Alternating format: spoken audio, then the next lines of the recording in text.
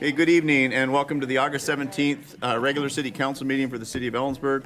We will begin with the Pledge of Allegiance, which I will lead. Pledge allegiance to the flag of the United States of America and to the republic for which it stands, one nation, under God, indivisible, with liberty and justice for all. Clerk, call the roll. Beauchamp? Here. Goodlow? Here. Lowquist? Here. Elliott? Here. Miller? Here. Thompson? Here. Hi, Josh. Okay, Can you hear we'll start off on page 7. We have an International Overdose Awareness Day, and Councilmember Goodlow agreed. Proclamation on International Overdose Awareness Day 2026. Whereas the city of Ellensburg does affirm and acknowledge the harm and hardship caused by drug overdose, and whereas we recognize the purpose of International Overdose Awareness Day as remembering loved ones lost to overdose and ending the stigma of drug-related deaths, and whereas we resolve to play our part in reducing the toll of overdose in our community, which claimed the lives of 3,068 Washington State residents in the year 2025, with countless more affected forever. And whereas we recognize that in 2025, Kittitas County lost 9 individuals to overdose, and whereas we recognize that first responders in Kittitas County have responded to an increased number of substance use-related calls this past year. And whereas we affirm that the people affected by overdose are our family, friends, and community members who are deserving of our love, compassion, and support. And whereas death from overdose is preventable, whereas there continue to be deaths from stimulant use, and whereas overdose continues to increase both medical and other economic costs, greatly impacting our society, and whereas substance use disorder is a treatable disease, and the stigma and shame often are a barrier to seeking help. And now therefore be it resolved that the mayor of Ellensburg does hereby proclaim August 31st, 2026 as International Overdose Awareness Day, and invites everyone to join in the August 31st event at Mountain View Park from 1 p.m. to 3 p.m. Thank you.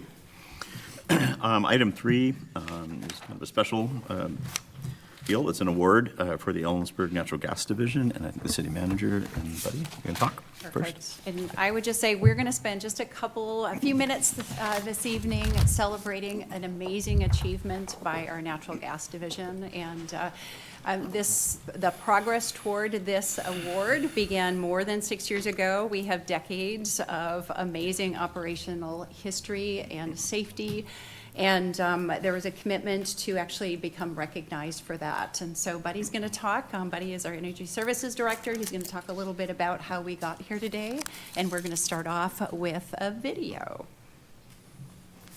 Yeah, good evening, Mayor, Council. Buddy Stanovich, Energy Services Director.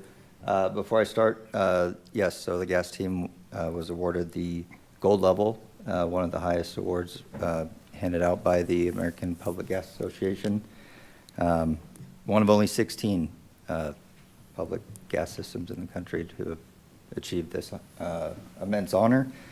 But it has taken, like Heidi said, over 7 years of deliberate work to get here, and it recognizes system integrity, system improvement, workforce development, safety, and much more. And it's a continuous improvement award, so it's going above and beyond the regulations, very strict regulations that are placed on us. So with that, here's a quick video. The City of Ellensburg's natural gas utility takes great pride in our 70-year history of delivering safe, reliable natural gas to over 5,000 customers in our service area. Our award-winning utility would not be possible without the unwavering dedication of our remarkable employees who bring care and expertise to the utility every single day. National awards for environmental stewardship, safety, and operational excellence demonstrate the continued commitment to all aspects of the utility, ensuring our infrastructure stays reliable for decades to come.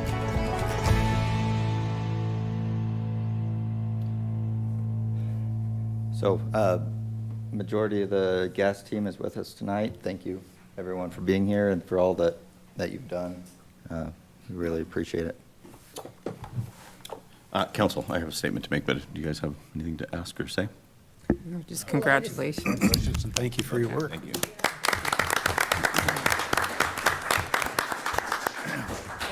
And where's Darren Yusey? Yeah. He couldn't make it tonight.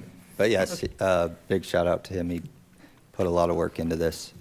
So, And I'd just like to say on behalf of the city, and no offense to the public, but the reason I even got involved in city council was I worked for the city up until 2005. And I recognize that I've worked in multiple cities, Bellevue, CTAC, other governmental entities.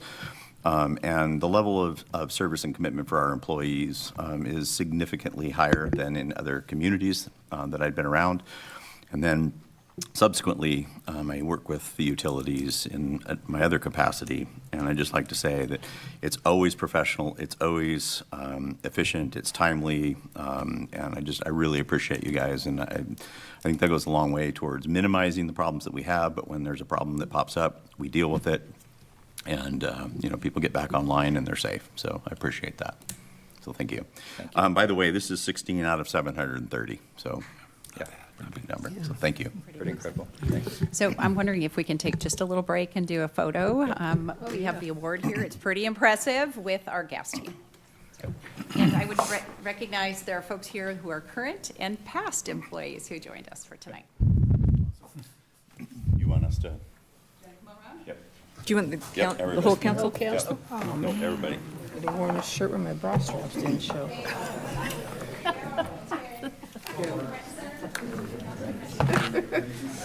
Don't drop it. Don't drop it.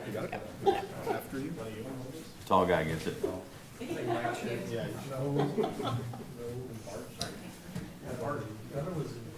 everybody together, there we go. Okay. Smile. Great. Okay, wonderful, thank you all. Thank you.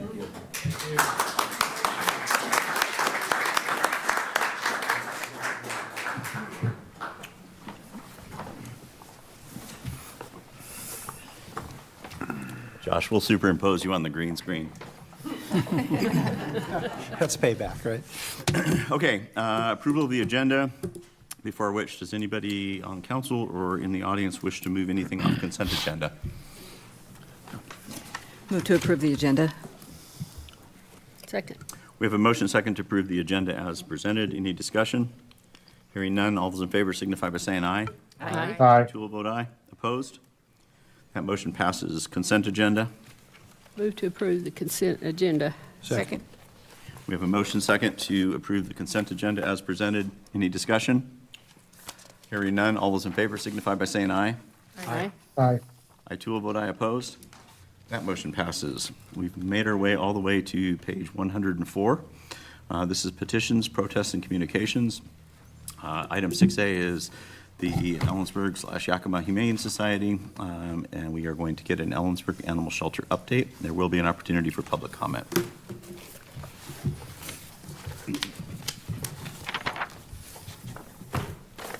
Hi, everyone. Thank you for having me tonight. My name is Jeff Boyd. I am the Executive Director of the Yakima Humane Society and the Ellensburg Humane Society. And I wanted to give you all an update here because, as you know, we signed a new contract with you all at the beginning of the year. And one of the things we were most excited about in that agreement was to rebrand the old Ellensburg Animal Shelter to the Ellensburg Humane Society and give it its own identity, its own website, just basically not have it be a part of Yakima Humane Society anymore. We really wanted this community to feel like this is their own because it is their own, and the funds that they donate to us go back to the animals in their community. So I don't have slides today. I have these pass outs here. Hopefully you each have a brochure. But what we're going to start with is some numbers. Okay, so this graph, as you can see in here, just kind of shows the impact we've had since taking over the Ellensburg Animal Shelter, which was in August of 2022. So you can see that number is a little unfair because that's only based on 5 months of data. I didn't have your data for the prior 7 months, but if you extrapolate that out, you still see a big improvement as we've been kind of able to increase the capacity of intakes, which is animals that come in as strays or owner surrenders and come in through animal control. And Heidi, who does great work, and we've become great partners with Heidi, Animal Control Officer Heidi, and City Manager Heidi, of course, as well. So, but yeah, this team's been super supportive of our work, and I've really enjoyed our partnership. And as you can see, adoptions have also gone up significantly, which shows that the community continues to get more involved on the outcome side. What we've noticed is when we take a new marketing campaign like this, which obviously has a few goals and objectives, in addition to the fundraising aspect, there's the community that realizes, wow, these services are out there for us to take advantage of, which is what we want to do, other than sometimes the demand greatly and significantly outweighs our capacity to help folks. So we just can't take in an unlimited number of animals as strays and surrenders. So we have a system, especially on owner surrender side, where you'll call us, and if we can't take the animal in immediately, we put you on a waiting list, and then we call you back when space becomes available.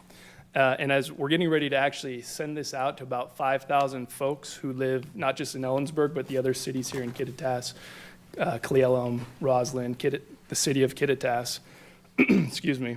And so that's obviously a big branding fundraising push, but I also think it's going to let a lot of folks know that we have this service available to them. In terms of, folks who don't need to rehome their animals, or especially our spay and neuter services, which run through Yakima Humane. And literally this morning, I'm very happy to announce that we actually just received a $100,000 grant for our spay and neuter services. Now, that's not specific to Kittitas, but it's for our clinic, which offers an innovative $99 surgery to cats and dogs, which is a pretty much unheard of price, to only folks who live in Yakima and Kittitas counties. So that's a really cool thing that we're really excited. We've been doing that actually for the last 5-6 months, but I've been unable to sustain it without this grant. So I applied for this grant last month and literally found out this morning that we received that, so we can have that going through the end of the year, which would be super helpful. And city members, I can give you a handout if you'd like. If you're interested in this data, I brought some copies here because, again, I'm sorry I don't have slides, but the council members should have this. So that's kind of the data there in terms of things just continue to increase on the intakes and outcomes fronts. Beyond adoptions, because you might wonder why there's a difference between intakes and adoptions, twofold. There's a lot of return to owners. So if an animal comes in, we still code it as an intake, even though it's then returned to the owner who comes and finds it. That's part of the purpose of a shelter. And then we also transfer animals out to West Side rescue organizations. In fact, we did that in Yakima too. It's about a 25% rate. And we're lucky to have those partners, or we wouldn't be able to take in as many animals. So that's kind of the numbers on that front. And then I just want to touch base again on the rebrand. I don't know if anyone has been able to come down to the shelter recently and see the new red paint job and the new Ellensburg Humane Society logo. We're really excited about that. We just had a photographer out about 6 weeks ago as we were finalizing a very new website, which is the ellensburghumane.org, so a completely separate site. We've got that up now, and again, we've got our logo, and we've got marketing materials that we're about to send out for a direct mail campaign. And most importantly, it's leading up to a big event on October 3rd at the fairgrounds, which is going to be our first annual fundraiser for the Ellensburg Humane Society. Hope to see you all there, by the way. You can give you more information. But we're really excited about that to, again, help increase our revenues on the fundraising side. So yeah, the two big campaigns we have going on from the fundraising perspective are this direct mail that's going to go out to 5,000 residences, and then this big event that we're having on October 3rd, which is hard to believe, about 6 weeks away. Now, I know I have a time limit here, and you got lots to get to, so I better save it for Q&A. So I'm happy to answer any questions that the council members have or the community. Please ask. Start with council questions. Other than thank you, and as you close out, will you let the community know if there's still opportunities to volunteer at the shelter, walking dogs, things like that? Yeah, we are actually very lucky. So one of the things that the paint job has done is I feel like I've seen half of the Central Washington campus out to walk dogs for us. So we have I've never seen a turnout of volunteers like I have here. It's not nearly like this in Yakima. So that's amazing. And to your point, that's without even promoting it. But absolutely, there's an opportunity to come in and volunteer. There's lots of ways, but there's nothing better than walking a dog that needs some time out of its kennel. Anybody in the audience wish to speak? And nobody online? Drew? Okay. Thank you, and thank you for the work that you're doing. This is cool. Thank you all. Appreciate it. Item 6B is recommendation of appointment to the Lodging Tax Advisory Committee. There will be an opportunity for public comment. This is page 106. Good evening, Mr. Mayor, City Council. Kelly Vandenberg, Arts and Economic Development Manager with the City of Ellensburg. When I was preparing for this evening's council meeting, I was thinking about the first time I met the gentleman recommended for the Lodging Tax Advisory Committee. And I don't remember the actual event, but I remember he was volunteering. And that has been the running thread through everything that he and I have done together. Tonight, Steve Reed has been recommended by the Lodging Tax Advisory Committee for our open position. He is the owner of the Ames House Bed and Breakfast. But more than that, he and his family spent 2-3 years now, Steve, restoring the Ames House. And if you have not seen the inside, it's wonderful. He has served with the Downtown Association. He's currently on the board of directors with the Downtown Association and is known for historic preservation throughout the community in our downtown buildings and in our historic district. So it gives me great pleasure to introduce Steve Reed to you this evening.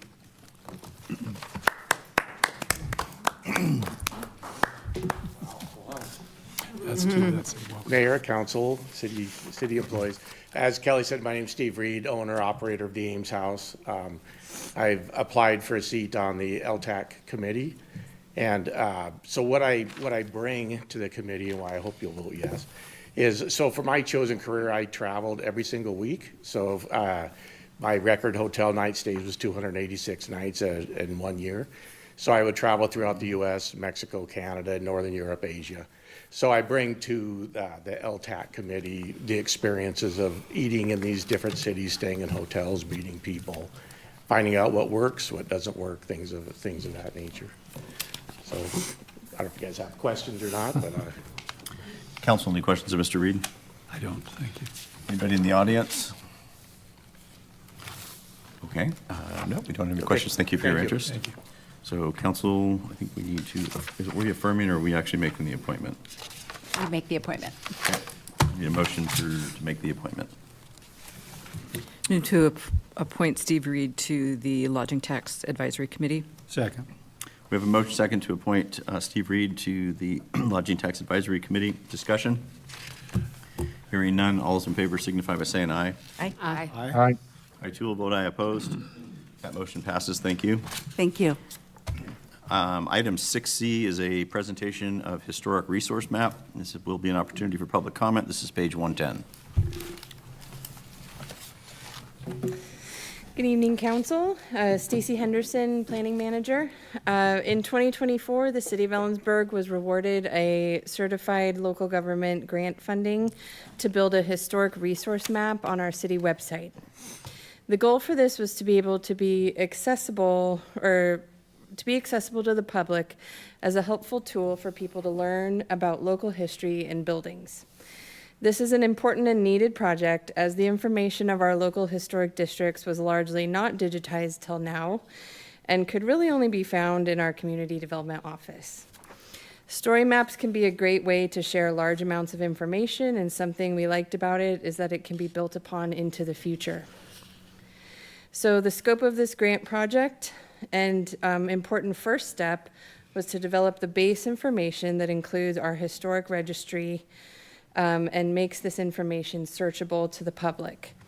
Looking to the future, this map can be built upon with various layers of information that can continue to help build this map into an important tool for our community. City staff partnered with Spencer Howard of Northwest Vernacular Historic Preservation Consulting to create this map. He worked with our staff to help build this tool, as we were able to take photographs and scan materials in-house, and he did the rest. As the map is nearing completion, we wanted to share what we've created to help bring attention to this new available resource for the city. I will hand things off to Spencer now so he can give you a little more information about how it works. Stacy, thank you. Mayor, Council, delighted to be able to kind of do a quick walkthrough through this story map. It scrolls down vertically, and as Stacy said, so we have a summary which gives for the public a little bit of the background for the city's historic register, difference with the National Register, what the purpose of this was, and how to use this for smartphone navigation. This Esri template works both for desktop use and if you're walking around the city with your smartphone, and you can turn on location services, and we'll talk about that a little bit more when we get to one of the other maps. So this bar across here, across the top, is a navigation bar. So we have landmarks, we have landmark districts, and then we have the Sanborn fire insurance maps, and then credits. So we'll jump through this fairly quickly, but for the landmarks, so these are the 6 individually designated City of Ellensburg landmarks. So each of these are shown on the map. You can zoom in on them. You can click on the individual property. It has space for photographs. And then we have a hyperlink for the PDF of the nomination that staff scanned, has critical information, address, when it was built, when it was landmarked. And then a quick summary on the back down below. For the landmark districts, we have 2, the downtown Ellensburg Historic District and the First Railroad Edition Historic District. So it gives a little brief background about those. Again, we've got the National Register nominations linked for those, as well as the designating ordinance for them. And similar structure as with the landmarks. So you have a grid of the individual properties. You can click into each one and be able to get photographs, additional background on here. As you can see, we're still working through on some of the draft elements on this, but it'll take you through each one for the downtown. And then for the First Railroad, so again, nomination, designating ordinance. Because of limitations on the site, we had to split the district into two portions. So we've got the west third, and then we've got the east 2/3, and it's the same structure. One of the critical things is if you're using your smartphone, when you're on this map, and if you're walking through the neighborhood or downtown, it will show a little blue dot on the map where you are. So if you want to click on the house that's there, or if it's your house, you can see that information, and you could effectively do a quick walking tour. So one of the parts we're really excited about, and this came from the work from one of the commissioners from the Historic Landmarks and Design Commission, is he pulled from the Library of Congress and georeferenced the historic Sanborn fire insurance maps from 1888 all the way through 1909. So then you can click on those. City GIS staff pulled those in and created this base map. And what it allows you to do is to be able to zoom in, and this just, you can expand it for a larger map, but for kind of demonstration purposes, you can see what was there at the time that map was made. So in 1889, this is the building that was there at this location. Again, if you're using it on a smartphone, your blue dot will show where you are relative to this. So it makes a really fun way to explore the historic layers of the city, look at what's there, what used to be there. And the great part with the Library of Congress maps is they have a ton of detail. There's color coding. That's all explained up a little bit further in the key for that. So a lot for the public to explore. And then credits as well. So again, city staff did an immense amount of scanning and all the current photographs, and then city GIS staff were amazing for being able to get all of this data pulled into here for us, which helped a ton. Are there any questions? Council questions? No. Any questions from the audience or comments from the audience? Just thank you. This is really cool. Yeah. Really cool. It is cool. Very cool. Looks fun. Awesome. Nice job, you guys. Thank you. Item 7 is public comment on non-agenda items. This is an opportunity for people in the audience to discuss issues over which the council has control, over which affect the city. No political statements for or against a ballot measure, or announcing yourself as a candidate, or for or against a candidate. We'll take people in the audience first, then we'll move on to anybody online. Comments are limited to 3 minutes, and nothing that's going to disrupt the orderly conduct of the meeting. We'll start with the list, and Mr. Kelleher, when you introduce yourself, name, whether you represent your group, individual, or group, or both, city, county, or other resident, and the topic you wish to speak to.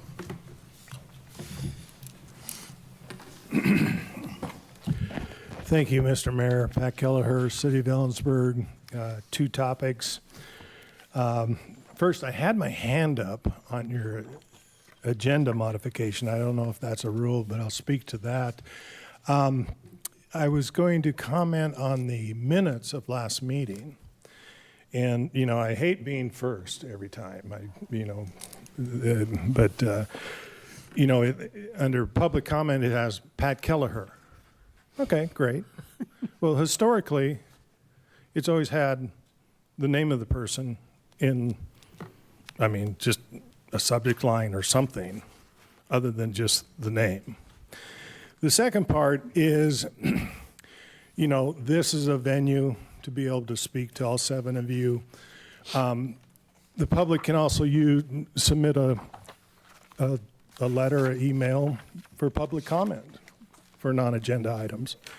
And, I feel that at least those letters should be acknowledged, or emails should be acknowledged in the subject line. You don't have to respond to them, but at least, if a public was looking at your minutes, they could see that the public is it might add a couple more pages to your agenda, but at least acknowledge that you are getting that information.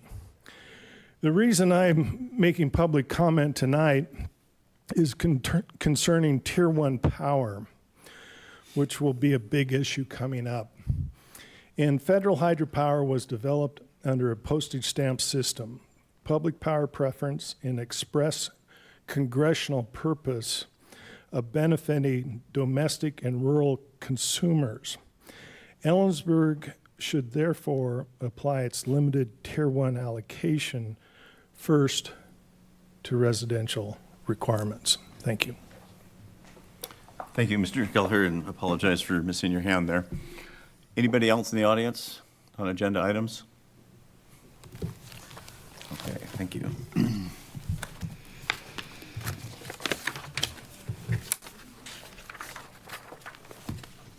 Back up to my agenda here. We go to item 9A, which would be second reading and potential adoption of ordinance 4994, which would vacate a city easement located between Catherine Cottages and Radio Road. There will be an opportunity for public comment, and this is page 112. Good evening, Council. Chris Horner, City Attorney. As the Mayor stated, this is ordinance 4994, second reading, which would vacate the city easement located on the east side of Lot 1 of the Margaret's Edition plat. Council conducted a public hearing and approved first reading of this ordinance on August 3, 2026. If council approves the ordinance tonight, a copy of the ordinance would be recorded with the Kittitas County Auditor's Office, and that would formally vacate the easement. With that, I will turn it back to council. Council, questions of staff? Hearing none, is there anybody in the audience who wishes to speak to this issue? Online, council. Mr. Mayor, I move for second reading and adoption of ordinance 4994, vacating a city easement located between Catherine Cottages and Radio Road, and authorize the city manager to sign and record any necessary documents to complete this action. Second. Motion second to conduct second reading of ordinance 4994, which would vacate the city's easement between Catherine Cottages and Radio Road. Discussion. Hearing none, will the clerk call the roll? Beauchamp? Yes. Goodloe? Yes. Lowquist? Yes. Miller? Aye. Thompson? Yes. Elliott? Yes. An ordinance of the City Council of the City of Ellensburg, Washington relating to vacating a city easement located between Catherine Cottages and Radio Road. Item 9B, page 121, public comment opportunity. This could be first reading of ordinance 4993, which would amend change funds.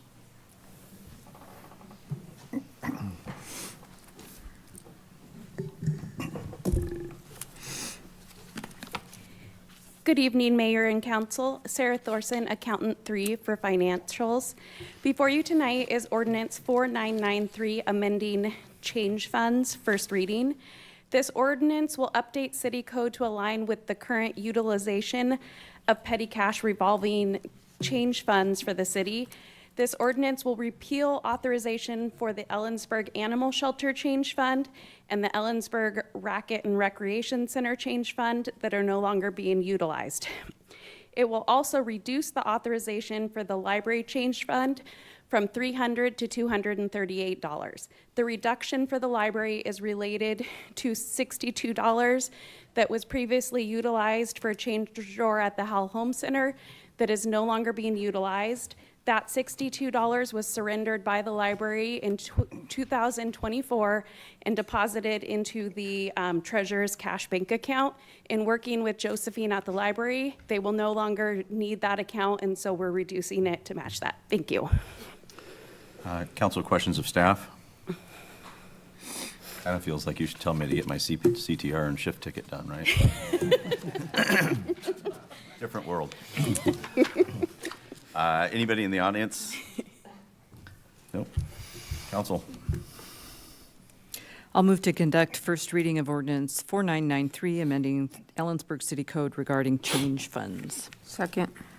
We have a motion and second to conduct first reading of ordinance 4993, which would amend our change fund ordinance. Discussion? Hearing none. All those in favor signify by saying aye. Aye. Aye. I too will vote aye. Opposed? That motion passes. An ordinance of the City Council of the City of Ellensburg, Washington relating to Chapter 2.16 Funds and amending Section 2.16.2360 and repealing Sections 2.16.2280 and 2.16.2610 of the Ellensburg City Code. Okay, item 9C is proposed ordinance, which would be first reading, ordinance 4995, which would deal with traffic code revisions. Page 126, there will be an opportunity for public comment. Good evening, Mr. Mayor and members of City Council. Josh Mattson, Assistant City Engineer in the City of Ellensburg Public Works Department. Before you tonight is the first reading of Ordinance 4995 with proposed revisions to Title 8, the traffic section of the Ellensburg City Code. The proposed ordinance reflects traffic code revision requests from staff at 3 different intersections. The first is to correct the two-way stop traffic code by removing the intersection of Chestnut Street with 3rd Avenue, since this location is already correctly identified in the all-way stop code. The second revision is to convert 5th Avenue and Chestnut Street from a two-way stop to an all-way stop intersection. A recently completed traffic level of service analysis with the city's comprehensive plan update identified this intersection as nearly failing and needing to be converted to an all-way stop to maintain adopted service levels. This request will remove this intersection from the two-way stop traffic code section and add it to the all-way stop section. Finally, request to install a stop sign for southbound traffic on Chestnut Street at Umptanum Road. The location will be added to the stopping required at certain cross streets traffic code. This intersection is currently uncontrolled and would benefit from adding southbound stop control due to increased traffic in the vicinity to access residential developments further south. With that, staff recommends that council consider first reading of the proposed ordinance revising these portions of the traffic code. Council, questions of staff? I just thank you, and as noted in the report, I've been hearing, as others have, about the 5th Avenue and Chestnut intersection for quite a while, so it's, people say, just do it like you do at fair time. It's perfect. So trying to get in there. So thank you. Questions of staff? Is anybody in the audience who wishes to speak to this matter? Council? Mayor, I move council consider first reading of Traffic Code Ordinance 4995. Second. We have a motion second to conduct first reading of ordinance 4995, which deals with the listed traffic code revisions. Any discussion? Hearing none. All those in favor signify by saying aye. Aye. Aye. I too will vote aye. Opposed? That motion passes. An ordinance of the City Council of the City of Ellensburg, Washington, relating to Title 8 Traffic and amending Sections 8.36.40, 8.36.80, and 836.120 of the Ellensburg City Code. Okay, item 9D is Resolution 2026-19, which would accept a donation from the Queen of Spades Garden Club. There will be an opportunity for public comment. This is page 149.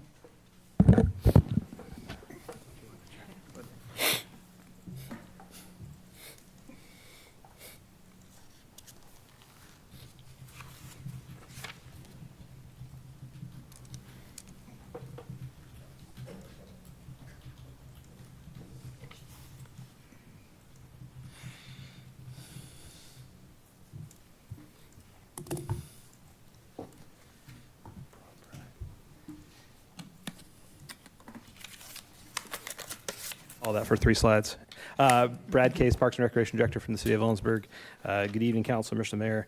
Before you this evening is a resolution to accept a donation in the amount of $2,000 from the Queens of Spades Garden Club for a beautification project at the entrance of Rotary Park, and to approve the necessary budget adjustments associated with that donation. The Queens of Spades has a long history of supporting our department, whether it be downtown beautification projects or projects within city park facilities. This particular project is to enhance the entry into Rotary Park. We've actually already started some work with this Queens of Spades Club with some past donations that they provided us to start the kind of the beautification of this area of the park. And so this gives you an idea of what the park entrance looked like back in 2023.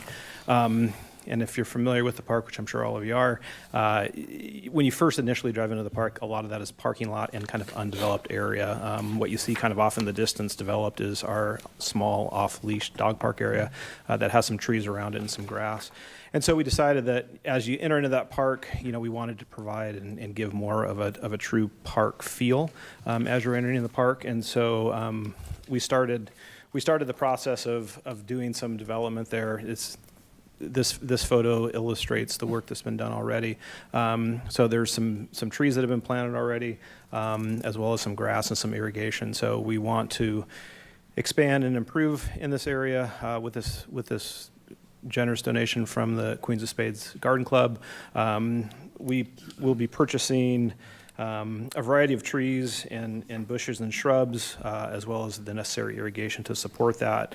All of the work will be done by our Parks and Recreation Department and Maintenance Division staff. And so that gives you kind of a visual of the trees that and the vegetation that we'll be purchasing with this money. So per Ellensburg City Code, Chapter 2.04, any donation in excess of $1,000 must be approved by council. This donation will provide, as stated, the additional funding for the Parks and Recreation Department to do this work. The resolution also authorizes the necessary budget adjustments to these funds. And so with that, I'd be happy to answer any questions that the council may have. Council, questions of staff? Is there anything going to be in that circle? Not planned right now, no. Because it's hard to get irrigation. Yeah, it is hard to get. We do have a planter in that area that has flowers in it, so we do water that. You could kind of see it on the, oops. Oh, I guess you can't see it. It's just kind of off screen, but we do have one of the old round planters from downtown that we surplused. We had some extra down at the city shop, and so we put one in that location. And our new transit stop is behind to the left. It's to the left of this photo, But correct. As a function of the entrance, I think the landscaping and the transit stop, I think, are nice enhancements. Yep, definitely. Is there, not part of this, but is there a plan for the posts? They look like bollards, but they're just like whatever their posts, is that for the rustic look, or are we going to do something with that? The purpose behind that is to keep people from jumping the curb Yeah, I and get driving. the idea of the purpose, but I mean, visually, is that what we want? I mean. Yes. Okay. It's rustic, we'll just say it's Yeah. rustic. Well, and long-term, there's actually Yeah, I know it. a parking area that's to the north side of the off-leash area as well, so. Well, you can leash up the dogs there too when you go into the park. Or your It's horse, good. whatever you want to do. That's good, perfect. Anybody in the audience wish to speak to this issue? Council. I'll move to adopt Resolution 2026-19, accepting the donation of $2,000 from the Queen of Spades Garden Club for a beautification project at the entrance of Rotary Park and approve the necessary budget adjustments. Second.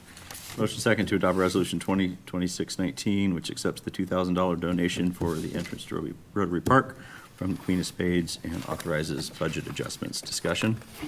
I just say thank you to the Queen of Spades. Yes, It's an excellent, thank you. very, very much appreciated donation. When will that project start? We'll start that in the fall. Okay. Any further discussion? All those in favor signify by saying aye. Aye. Aye. I too will vote aye opposed. That motion passes. Thank you. Thank you. Item 11A, page 151. This is a Lodging Tax Advisory Committee funding recommendation for the Ellensburg Recreation Center, also known as the Field House. There will be an opportunity for public comment.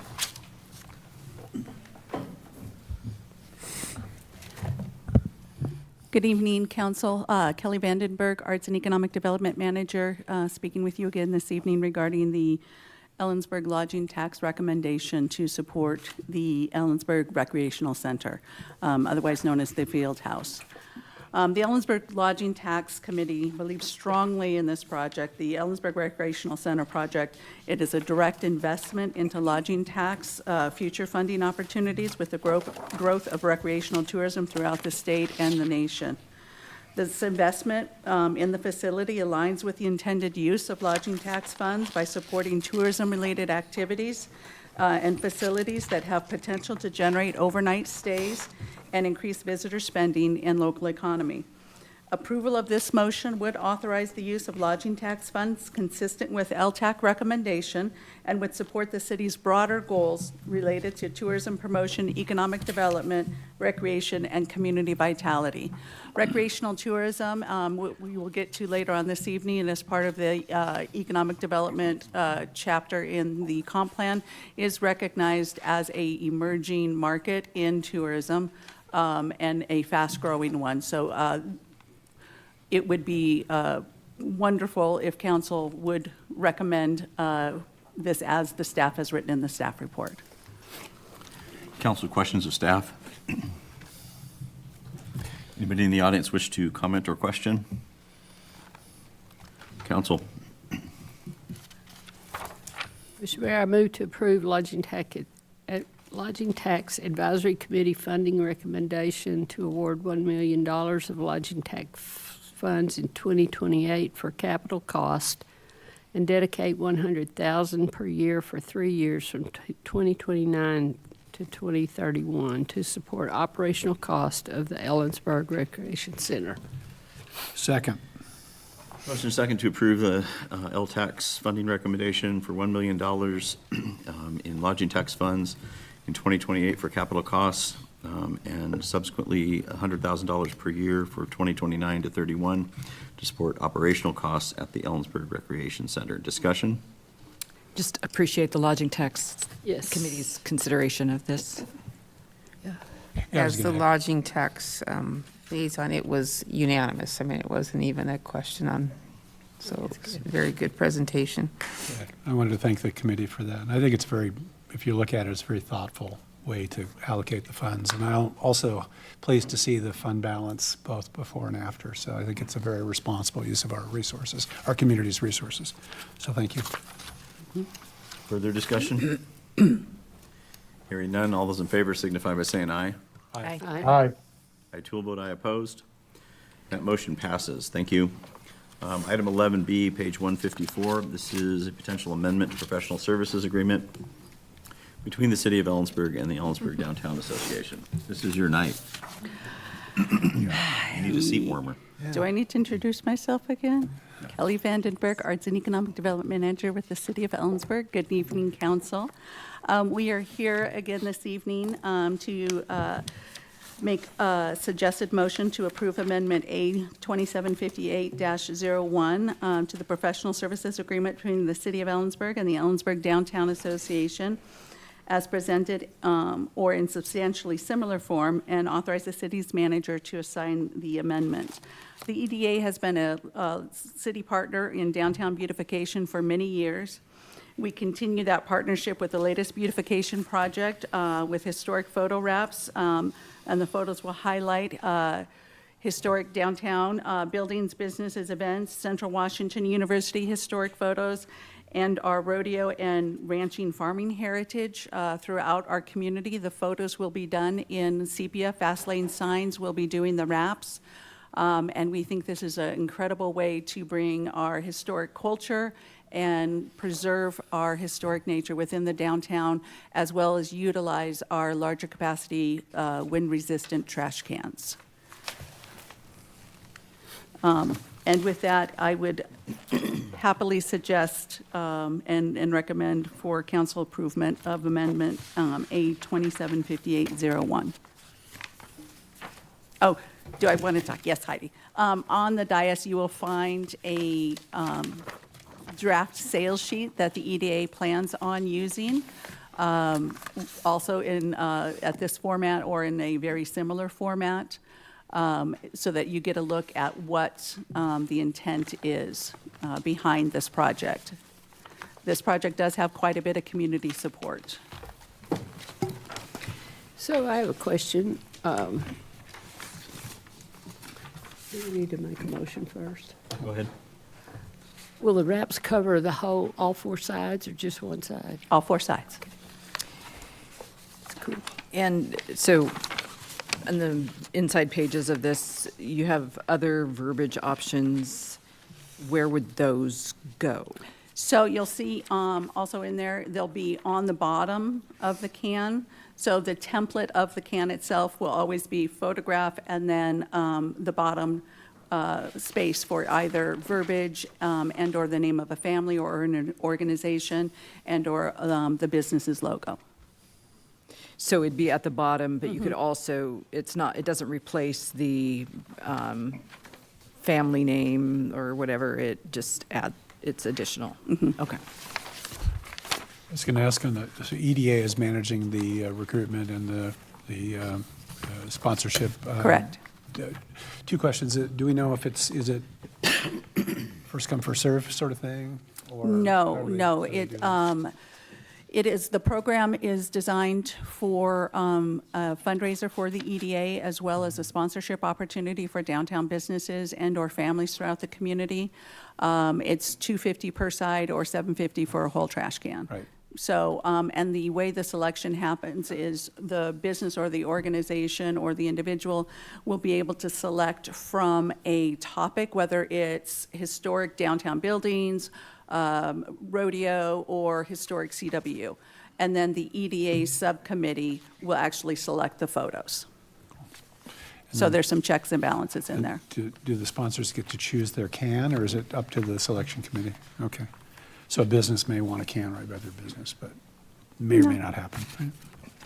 Right? What's the timeline for getting these wrapped? They would like to start and have at least some done for the Places Conference in October. Oh, nice. I think these are great. So. Yeah, it's a great idea. I'd throw my big gulp in your can if you sponsor one. Do we call these the big dumper cans now? Is that what they are? They've been called many things. I tell you, the foot pedal takes some getting used to, I will say. They People do. look at it and can't quite figure it out. Yeah. They do. When we finalized on this style of can, the idea was always to be able to wrap the cans. Yeah. And I can't think of a better way to do that than with the history of our community.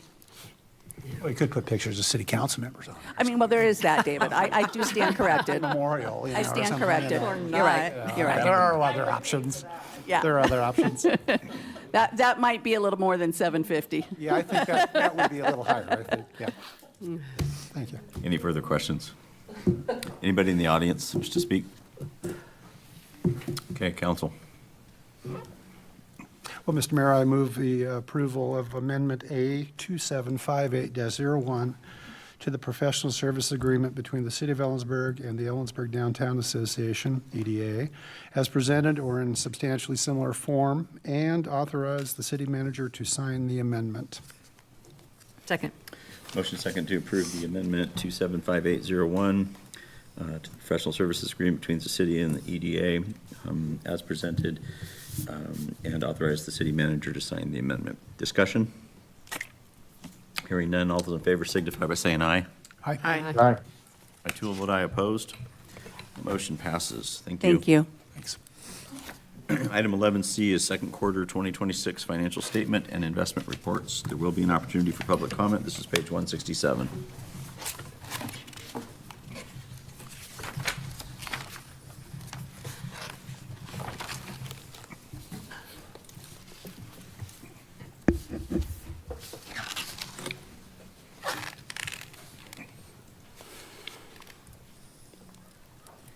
Self-sufficient, good job. Did I get it? All right. Almost. He's coming in.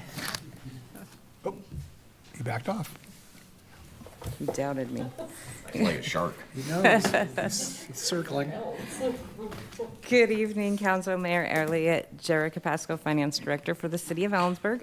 Beginning on page 170 of your agenda report are the Quarter 2 2026 financial status and investment reports for the period ending March 31st of 2026.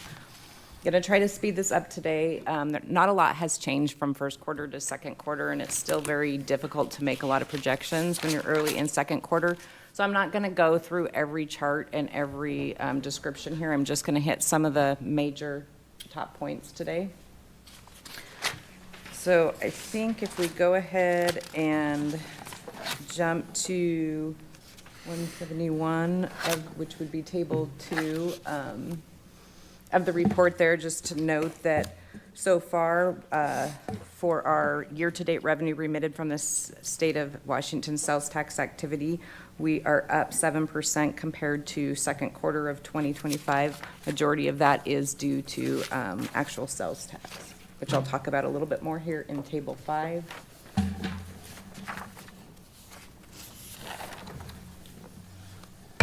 These other charts that I'm skipping are actual projections to budget, so since we adjust budget at year end, it isn't as valuable. Looking at table 5 here, we have year-to-date sales tax activity. So as you can see, sales tax compared to second quarter is up that 9.19%, keeping in mind again that regular retail trade is down 0.3%. Quarter 2 is actually up 33.5% compared to quarter 2 of 2024. So it's continued to go up. It's again due to a big project that we have here in town. We were under the impression that the professional, scientific, and tech service purchases for that project is about near the end of those purchases, but we will continue to see some construction payments for that for a while. The construction, again, had the highest dollar increase, with the real estate and rental lease having the highest percentage increase. The retail trade continues to decline and is down 0.3% from Q2 2025 and down 2.4% from Q2 2024. If I went ahead and took out the construction sales tax, the sales tax would actually be up less than 0.1% over 2025. So it is all due to construction. And again, these revenues are from sales for November 2025 through April of 2026. Looking at the utility tax, which is another big portion of our taxes that we receive, we are actually down 4.56% from 2026, but I spoke about it last year each quarter, and I'll probably talk about it through this year until it runs out, but that is due to a large PIF, plant investment fees, that were paid for at first quarter of 2025. A lot of people put in for those building permits and stuff prior to some building code changes, and so we knew it was going to skew our numbers for the next 2 years. So we really wouldn't be down in the utility taxes if it wasn't for that excess revenue that we received in first quarter of 2025. So just real quick, the water, that's not a consumption drop because people are following our plea tonight? No. Okay. Want to feel good about ourselves. I tried that one, it didn't work, so. Not even close. The second quarter, this one's only through June. That's true. Yeah, but not expecting more. Table 7, so it's general fund revenues, expenditures, budget to actual. The big takeaway here is that in the budget for the year, we were budgeting to use about 3.5 million in fund balance. The projection is to use just under, or just over 150,000 of fund balance due to some excess revenue that we're receiving. A lot of it due to, under the miscellaneous column, which would be interest earned, and some excess taxes that we're receiving. And then, of course, we always work hard to underspend our budget, and we're projected to underspend the budget by about 2.3 million. And then going on to table 9, the citywide report. This shows that the city's brought in approximately 14 million more than it spent through quarter 2 of 2025, or 2026, sorry. Of this revenue over expenditures, 10.25 million of that is attributable to the utility and internal service funds.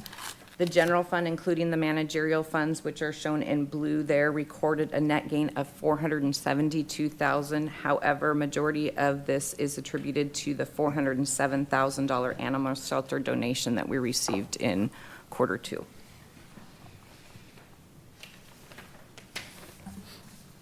And then jumping to investments, at the end of Q2, we had about 93.5 million invested. Of that, we had around 70.4 million in the LGIP. The LGIP rate is still holding strong. It was about 3.7% at the end of Q2. The feds had continued to talk about some possible rate increases, but with numbers that came in most recently, we're probably not going to see interest rate increase until maybe quarter 4 now. So, but we're not going to be seeing any decreases, so these are probably going to hold strong. We also continued to, in second quarter, reinvest some of the investments that matured, and we're able to get around 3.75 for some 5-year investments. So when rates, and if they do drop, LGIP drops, we have something locked in at about a higher rate in our portfolio. Overall, staff recommends that council accept the report as presented, and I'm happy to answer any questions. Questions of staff? Question. So, on your table, well, I guess it's on the page with table 6. So you said that the if you take out construction, sales tax is up just like 0.1%. Yep. So our economy is essentially stagnant. Yes. And can you explain the role of inflation? I'm spending more at the grocery store. So are people spending less on other things? I mean, and People are typically buying what they have to and spending less on other non-necessity items. And that's why we're really seeing the stagnant really in the retail sell, which is where we typically are able to gauge better our actual local economy, because those necessities that we need, a lot of them are still point of delivery. A lot of them are still being ordered off of Amazon and things like that, or the local grocery stores. But it's the vehicles and it's the other things like that that people tend to put a hold on. I am surprised that accommodation and food services is still up where it is, but a lot of that, again, is probably increase in prices. It's not that people are getting more. It's just that things are costing more, and keeping in mind that this is December or November through April, so we're behind in the leg of the trend there that we expect to continue to see in some of those. So on the retail trade, so essentially people are spending about the same, they're just getting less. Yes. Across the board, whether it's a Yep. tariff impact or Yep. inflation or other things. And that's just what we're stuck with. We don't control that. Yep. So, And they may choose to buy clothes or food over clothes, that people have about the same amount of money. They're just not, they're spending all the money that they have, but they're not getting as much, so. And I would encourage you, it's maybe not necessarily stagnant, but it could be also stable, and so it's just not growing. Stable's better than negative, I guess. And keeping in mind that other things that aren't, that people don't pay sales tax on are continuing to go up. Utilities, is a great example of that, it comes out of people's everyday pockets, and they have to decrease their other spending sometimes elsewhere too. Yeah. Any further questions? Anybody in the audience wish to speak? Mr. Coleman. 3 minutes, same rules. William Coleman, resident of Kittitas. I just want to confirm what she said. I've been a manager on Main Street for 20 years. Everything is costing us more, but inflation has not trickled down into local paychecks. People are not spending like they used to. It's bad. And it's not just us. I hear it from all over the local business community. Thanks. Thank you. Anybody else? Okay, council. You can verify that, can't you? Have a second quarter financial status. Mr. Mayor, I move to accept the second quarter 2026 financial status and investment reports as presented. Second. Motion second to accept the second quarter 2026 financial status and investment reports as presented. Discussion? Hearing none. All those in favor signify by saying aye. Aye. Aye. I will vote aye opposed. Motion passes. Item 11D, page 182 in the packet. This is Comprehensive Plan, Chapter Review, Economic Development. Hello. It's back. It's the Kelly Show. Can't get rid of me. Kelly Vandenberg, Arts and Economic Development Manager with the City of Ellensburg.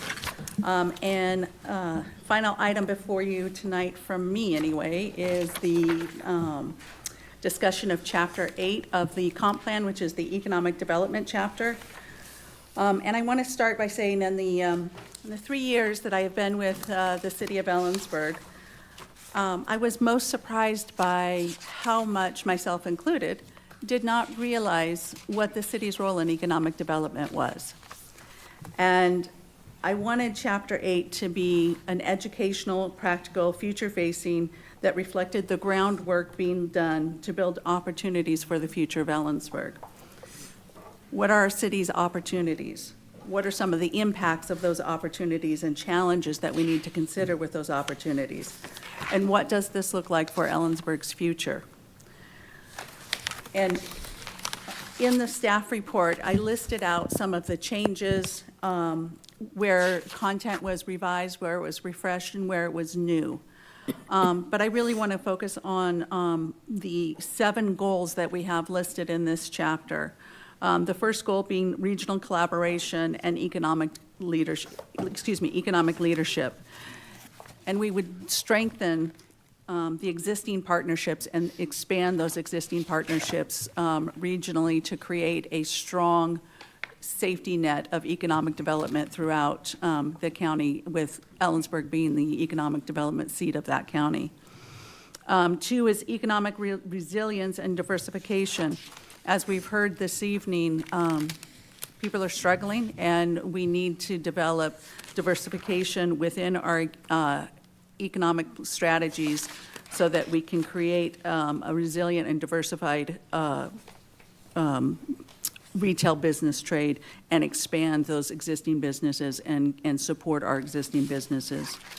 Goal 3 is workforce and talent development, and that's creating a strong and capable, innovative workforce that can rise to some of the challenges that are ahead of us in our workforce.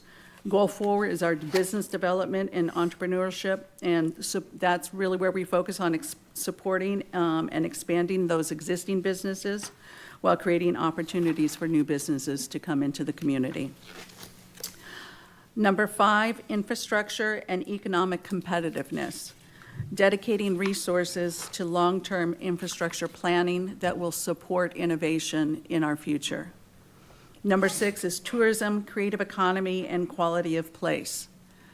We are incredibly fortunate to have an incredible quality of life in our community due to our heritage, our culture, and the people that call this place home. Strengthening that, building community pride while growing the economy. And number 7 is commercial, industrial, and logistics development, leaning into and driving the logistical diversification and shape it for what Ellensburg needs rather than waiting for it to shape Ellensburg. So those are the goals as we have laid out in Chapter 8. And I really wanted to, rather than give a presentation and go through kind of line by line, I wanted to open tonight up for questions from council for the chapter, because this is really, really more for discussion and for information. And again, there's no action here. This is really intended to be a discussion between the community and council on the comprehensive plan. So I'll open it up to questions from council for staff, and then we'll do a more round robin open. I have a question. So, when we talk about measuring the different sectors of the economy, it seems like a lot of that is based on employment. And I for a few of the sectors, like the ag sector, there's a total value in the narrative. I would love to see a chart, a graph that has that total value for each of the sectors. Okay. Just because employment is important, but I think it, but in terms of the impact on the community, maybe the dollars is also important. And I don't know that you're going to be able to do that because of there's not a consistent data source. We can give it a shot, though. Yeah. We can take a look at that, Nancy. I appreciate that. And maybe, tax revenue is a surrogate, but not really. I mean, the egg industry and their millions of dollars versus the university and, they're mostly payroll versus, anyway, it's kind of apples and oranges, but it would be helpful. Anybody else from staff? I just had a quick question. On page 181 of the plan, 193 of our packet. Which page, David? I'm sorry, graphic, the figure 8-8, the labor force participation. 193 of our packet. 193 of the packet, Thank I'm you. sorry. Is there something weird going on with the end of the graph? 2025, the peak and the decline? It just looked like a graphing error to me, and it didn't match the text when it talked about peak total workers. Oh, wait, I'm sorry. I did. 28. I'm sorry. I transposed that. Other was 25. Okay, so we have a peak, but what happened? What did we have a real decline, or did it just fall off the end of the earth? Are you talking about figure 811 or figure 812? 8-8. I was struck by the vertical. 8-8. Yeah. Up and down. I get the up, if that's really a peak, but didn't just go away. What was happening in April of 2025, 10-year peak? Yeah, I mean, that's another question. I didn't quite know what happened exactly. That whole last sentence and then the end of the graph looks a little suspect. Unless there's something I'm not seeing. So that was just a question for. Well, I will talk to Andrew and see if he has an explanation for the peak other than if there's a specific logical reason for that. One of the things I can think about is, we've got more construction going on in 2025 as well. So I'll find out specifically and see if we can't dig into why that peak is there specifically. We're talking about a net increase of almost 6,000 workers in 1 year, which seems unusual even for a large construction project. So, yeah, just a question. That's a good question. Thank you. Any further questions? And then the drop. And then the drop. Yeah, If it was construction, I could see the Yeah. drop, but Yeah. it's not the east wing of the White House, it's something. Any further questions? I don't have a question, but I was struck by your your paragraph on retail leakage, especially in light of the report that we just heard from Jericho. If 9,000 Ellensburg residents, or nearly half the population, is shopping at shopping centers outside the city on average about once a month. Yeah. So there's a lot of our money is going to Costco And Winco. and, yeah. Yeah. And I just have to say, that's kind of creepy that someone is following my phone around. Placer AI is a little creepy. I wondered how you found all that data. I mean, Yeah, that's. that is that- creepy. I don't like that. Yeah. So is on the, Leave my phone when I go at home, when I go to Costco. yeah, your car will tell where you are then. Yeah, it is interesting to see that Union Gap in particular, with Costco, Winco, the mall there, that does tend to be, and it's less the mall than Costco and Winco in particular. It's groceries and necessities. So we need to attract a Winco. We sort of have their suppliers. Yeah, that's. Heidi, you want to tackle that one? No, I think that's Don't want to tip your hand yet. So on the leakage, I was curious on the leak, because I'm familiar with the concept and the term. I've seen it applied in lots of different ways. But aside from the Union Gap examples, when we have a large amount of online shopping to the various big boxes in the sky and the cloud, is that counted in leakage as well? No, not in this report specifically because it's through creepy Placer AI. So, Yeah, it's Yeah. still shopping outside the community. It though. is. So, I mean, I It guess is. it's not technically leakage, Yeah. but it looks suspiciously like leakage. And Anyway. just a reminder that we have the destination-based sales tax. That's true, correct? that's true. so it's still, we're still getting benefit from that.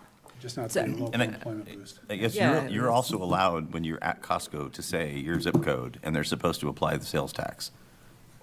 Is that kind of like Amazon Smile? No, it's like when if you buy a car for some reason outside the community, I don't, but if you did, you tell them what your zip code is, and the sales tax is supposed to apply here. If you bother to tell them. If they don't ask, then it goes to the local community. Feels like that needs to be an awareness campaign. Yeah, that does. Public education, yeah. I tell them. Yeah. And they're supposed to, no, you just tell them. Do we know if they actually do that, though? Do we know? Do they actually do that, though? I don't know, but I tell them where I'm from. I don't, okay. One more question. So when you're talking about healthcare, it's mostly KVH, which is fine, but are assisted living and nursing care facilities also considered healthcare? And there seems like a significant employer and piece of that healthcare puzzle. I think it is included in that overall, which makes healthcare one of the, if you go back to our employers, we have an employment list. I did not see it in the narrative, Okay. I think any you have to mention of split that. off the. Yeah. There are two sections to assisted living. One has no healthcare support to it, and Right.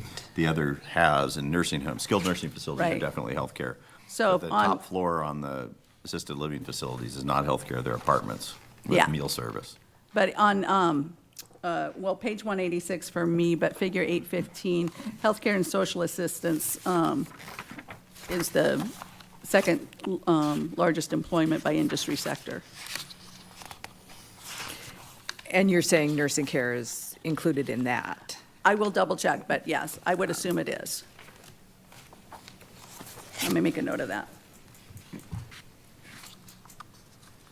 It also relates to the demographic information and why Ellensburg has older people than maybe the county does, I think. Proximity to services and things? you mean? Yeah. Yeah. I mean, you move into town to your assisted living. And or closer to the hospital and, right, yeah. Yeah, closer to services. Okay, any further questions of staff? Anybody in the audience wish to speak to the economic development chapter of the comprehensive plan? Nobody online? Okay, this was informational only. Thank you. Well done. We'll move to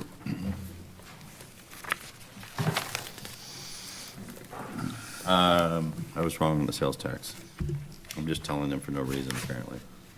Gotta have them deliver it. Oh, somebody was listening, must have. No, I looked it up. Oh, you looked it up. Okay. But beyond the collecting the sales tax, we're missing the brick and job mortar and the jobs and the people who sponsor our Little League and all that. I guess I would like to revisit, if you could come back up real quick.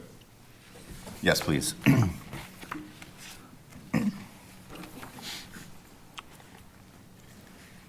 This is not a comment on a nursing home, making a profit off people who need their services. But our community has a significant deficit in terms of the number of beds available in the skilled nursing facilities. And from an economic development standpoint, I know those beds cost between $8,000 and $12,000 a month. That's a lot of economic activity. So I don't know if there's a way to encourage that kind of investment, but I do know that we transfer a lot of people out of our community for skilled nursing care, and their families then don't visit them. So it's not just the economic loss. It's harder to visit somebody in Yakima than it is here. Well, and in the Bothell community, they have catered to nursing home care on many, many different levels. There's several facilities very close to the downtown region, and it has become a part of their economic story, economic development and economic growth story, is to take that. It's not a significant strain on infrastructure. It's making sure to find space. So that's absolutely, something that we could look at recruiting developers and businesses. The need is absolutely there. Yeah, they're putting 3 people in a room at virtually every room, and there's no capacity. Is that 8,000 to 12,000 a bed per month? Is that anywhere close to what Medicare reimburses? So that's I have not, to take a percentage of Medicare patients at the skilled nursing which is facility. a small percentage, I assume. I don't know what that percentage is. It's a small percentage. It's caring for our elderly in a lot of communities has become a very big business, and not necessarily a caring business. And so there has to be some ethical conversations, I think, around what we want to recruit to Ellensburg, with that in mind. Okay, thank you. Okay, now we move on to item 11E, which is the comprehensive plan periodic update dealing with land development code amendments. And this is page 231. There will be an opportunity for public comment.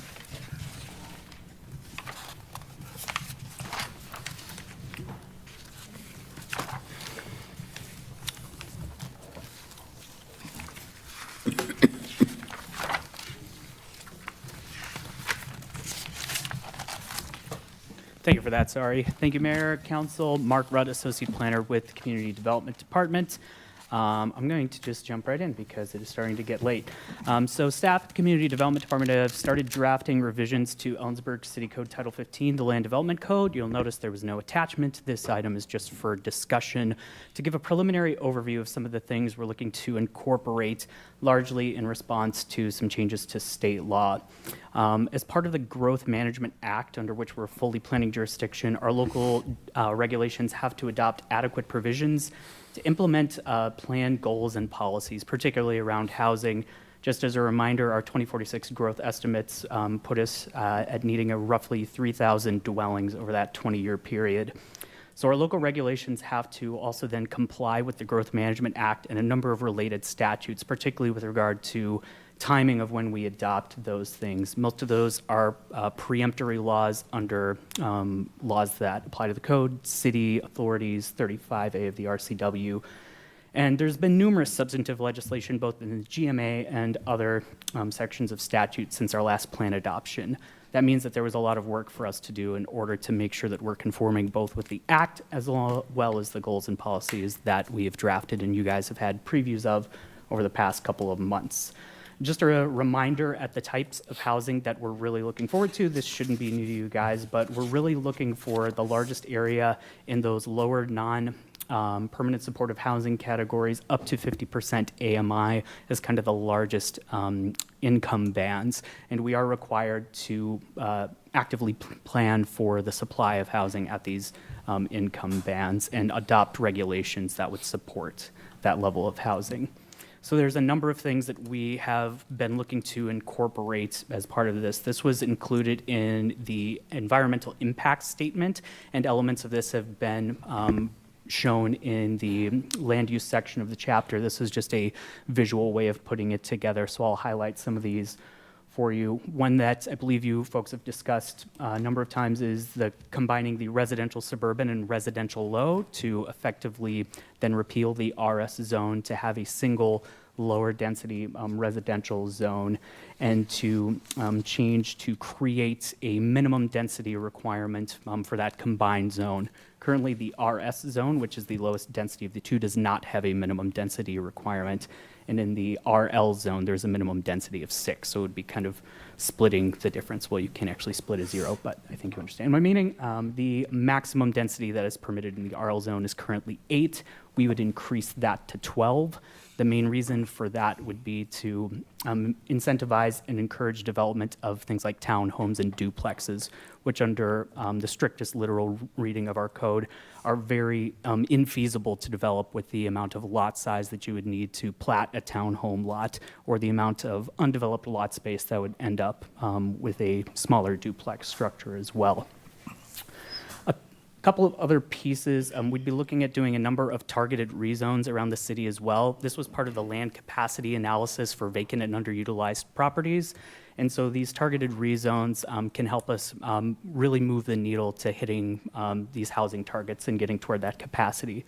So some specific areas to highlight, what's commonly called the canals property, or the majority of it down at the southern end of town.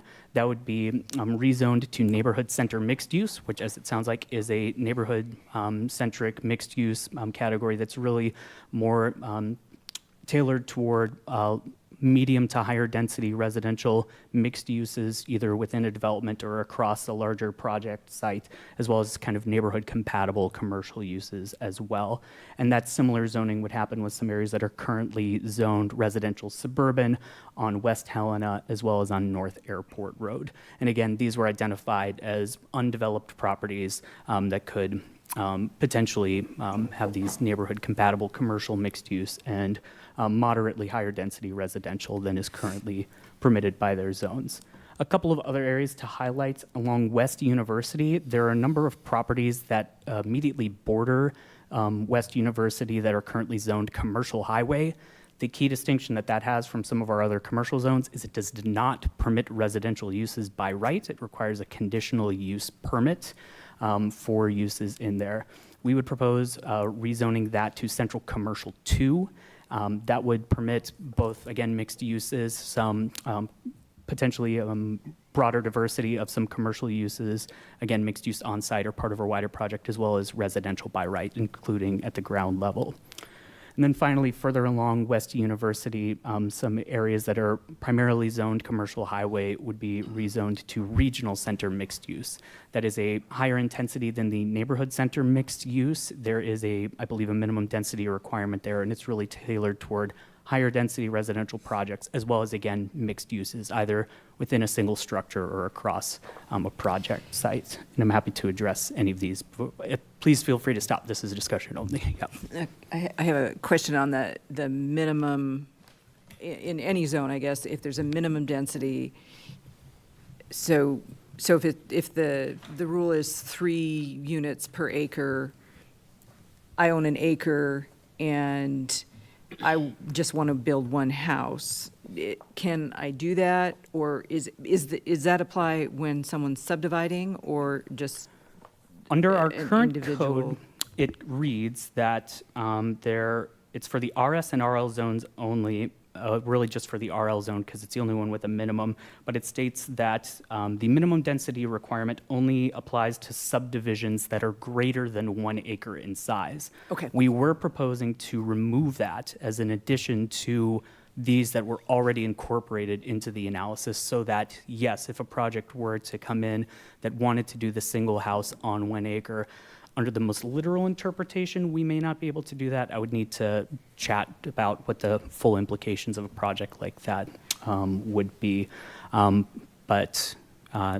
Yeah, we would potentially make that change. But again, these are discussion points, and if the goal here is if any of this feels too far afield, then we can dial this back at this point because we are still on a working draft basis for a lot of changes. Can I confirm that you're saying that it's only when you would subdivide?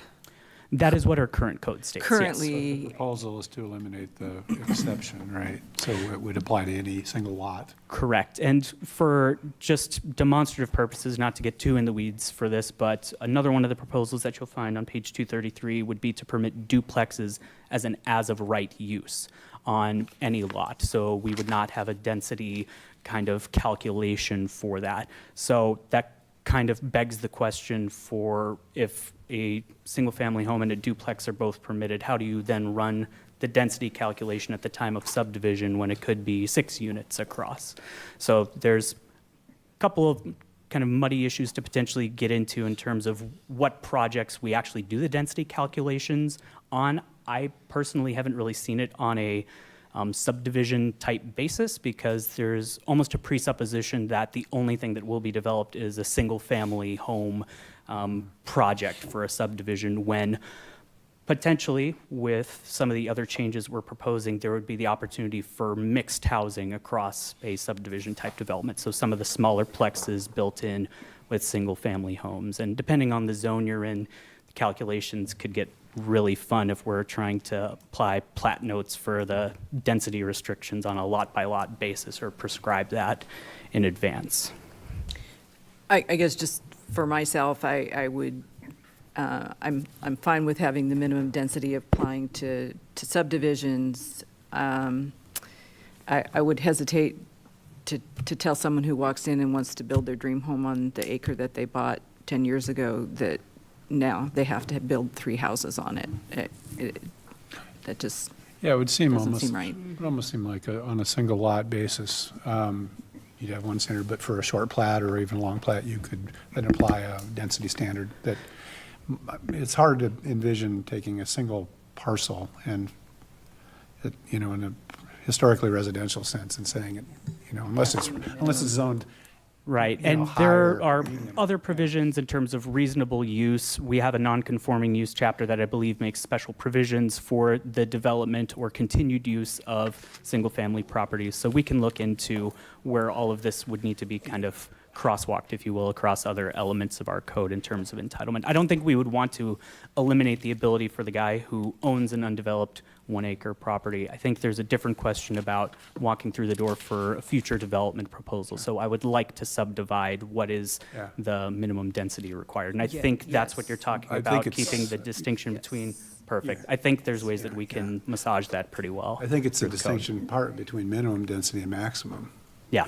I mean, if you have that interest in subdividing, you don't really care what the minimum is, you're going to exceed it if you have multiple lots within a parcel.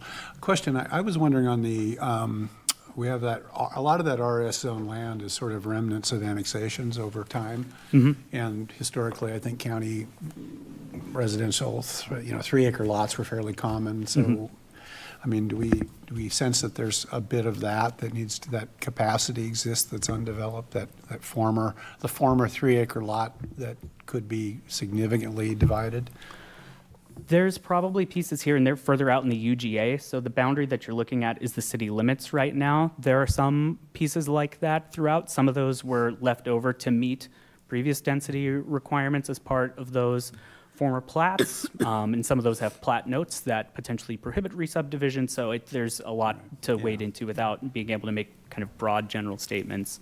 Some of it's in the airport overlay where there's new restrictions that maybe didn't apply at the time. There's kind of a lot there. I can't remember, but my recollection is from the Planning Commission discussions that you mentioned earlier, the demand of roughly 3,000 dwelling units over the next 20 years, if I remember correctly. Yeah. And our conclusion for the analysis is that that demand can be met within the existing city limits, or is it within the UGA and the city limits? The analysis that we've done shows that if we do specifically these targeted rezones, we will be able to meet and actually exceed the capacity, baseline capacity to have housing units on the land. That doesn't mean that a developer is going to come in and do a project at the highest capacity on all these properties, and some of these are mixed zone, and so there's assumptions about how much would be residential versus how much would be commercial, so we don't know. And that's why we're proposing, as you'll find on page 233, in addition to these other elements of changes that I will be going through as well, that can help, again, move the needle potentially a little more proactively to get us toward those housing types as well. Can we have these slides? Yeah, absolutely. I'll be able to send these to you. I appreciate the proactive rezoning to the more mixed-use zones. And just a reminder to council, this is the first stop for this item, and before it hit Planning Commission and Affordable Housing and additional stops, wanted to make sure to go through at a high level sort of your input. So this will have a lot more community process associated with it.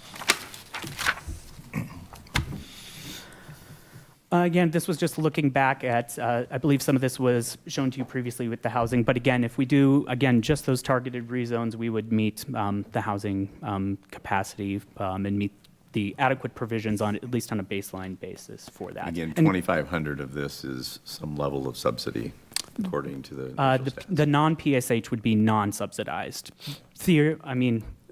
Ultimately, some of that would probably need to be in order to be feasibly developed, but I don't think we're necessarily required to address how those units get on the ground necessarily. If you go through the housing chapter, there's a lot more kind of policy and numbers basis. That first for how slide, though, that said happens. 2,500 of them happen below 100%. That's based on the income, AMI, right? Yeah, and that's based on household area median income. This isn't saying that these are income restricted to households at those, but we need to plan to accommodate households that have lower AMIs for our region. The other point, too, is that as we go through this exercise and we go through all the corresponding land use adjustments and things, the real test for Commerce and everyone to approve it is that the recommended land use aligns with the demand, right? And this is kind of a measure of the demand. It doesn't mean those homes are going to be built that way, because we're not dictating that. That's just creating the structure, zoning, and so on, density. But the market will dictate what is built, largely. That's ultimately correct. We are required to adopt, if these are adopted housing targets, and we've adopted goals and policies to meet these housing targets XYZ ways through ABC regulations, we then have to put those regulations into effect under the Growth Management Act. So that's what we're doing through this process, facilitating the ability to do these things. But you're correct. Well, another way to say it is no one is outlawing someone building a single-family home No. in Ellensburg. No. People think that's what we're No. doing, perhaps. and That's not what we're doing. However, we just as a counterpoint, as a policy, through the Conference of Governments, we've deemed that we're doing pretty good in terms of single-family homes and meeting the needs of our community. But we will, of course, when people walk through the door with a development application, we have rules that permit them to do these things, and we will facilitate those as the rules allow. Just a quick note on adequate provision. So I believe this was also part of a previous slide in another presentation, but really this started with just a checklist basis as well for what are the laws that have changed over the past set number of years? Do your currently adopted rules restrict or in some ways get in the way of doing XYZ things, and how can you address those? So we ran through a number of those, both for the actual affordable and permanent supportive housing categories, as well as a number of other land use rules. Some of the other changes that we would propose to adopt that has not been incorporated specifically into the EIS, but that are consistent with the other adopted goals and policies here, are to And again, we had that note about the minimum density requirement, so that will be taken in, and we will revise that prior to taking that over to Planning Commission. Another one, we would revise our density calculations. It's currently an up or down, whether you're at the 0.5%, to potentially incentivize a project that would like to have another unit available. We would potentially round all of those up, so to just change how we calculate the density to entitle that one additional unit potentially on a project. Again, permit duplexes as of right in the RL zone without a density calculation on those. We would permit duplexes in the NCMU zone, that's the neighborhood center mixed use, they're currently not permitted. And we would strike a prohibition on multifamily, that's any project with 3 or more attached units adjacent to single family, unless they have a specific subdivision plat note. It's currently restricted under our code, under a strict literal interpretation, and that's just based off of a table footnote, so we would strike that to permit those kind of neighborhood compatible small plex housing as infill development potentially. Any questions on those on this slide? Okay. More consistency, there are currently some design restrictions that only apply to manufactured housing when it is established as a single family home. And that relates to both roof and wall materials, as well as it requires them to be 2 sections. We would strike those provisions. Technically, under state law, we are authorized to enforce those. However, specifically with the roof and wall materials, it's inconsistent with some design regulations that this council passed earlier this year that prohibit us from prohibiting certain exterior building materials. And so just to create a little internal consistency, we would repeal those.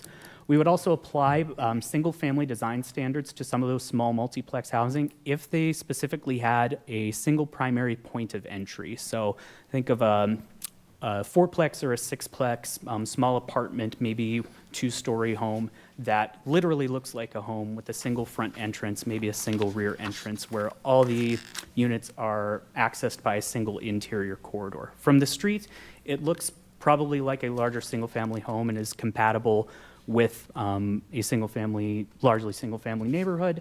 For our code, anything that's 3 or more units currently requires us to go through a completely different set of design standards than these smaller style of residential. And so we would revert to the simpler set of rules that govern the smaller style of residential. There's still things like access requirements, porch covers, minimum transparency, stuff that creates kind of a neighborhood feel. It just doesn't have the same intense level of detail that larger projects would have. And we would cap that, again, at 6 attached.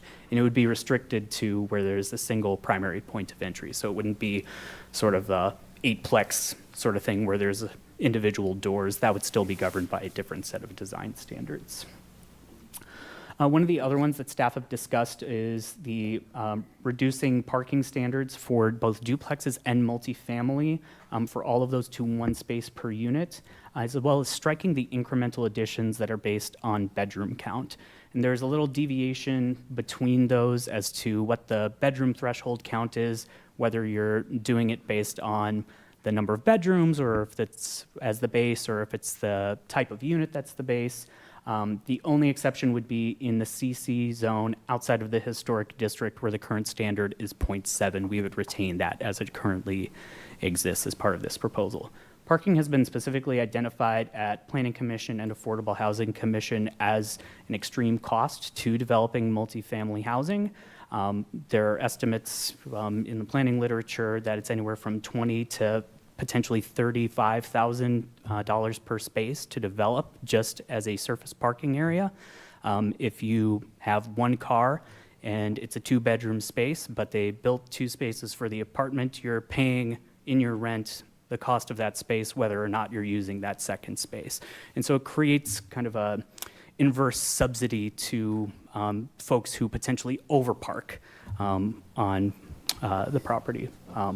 Happy to discuss, again, any of these as we're going on. Yeah. So I had a question on that, just having been through some battles with neighborhoods that had parking issues, and I'm thinking Yellowstone and some others that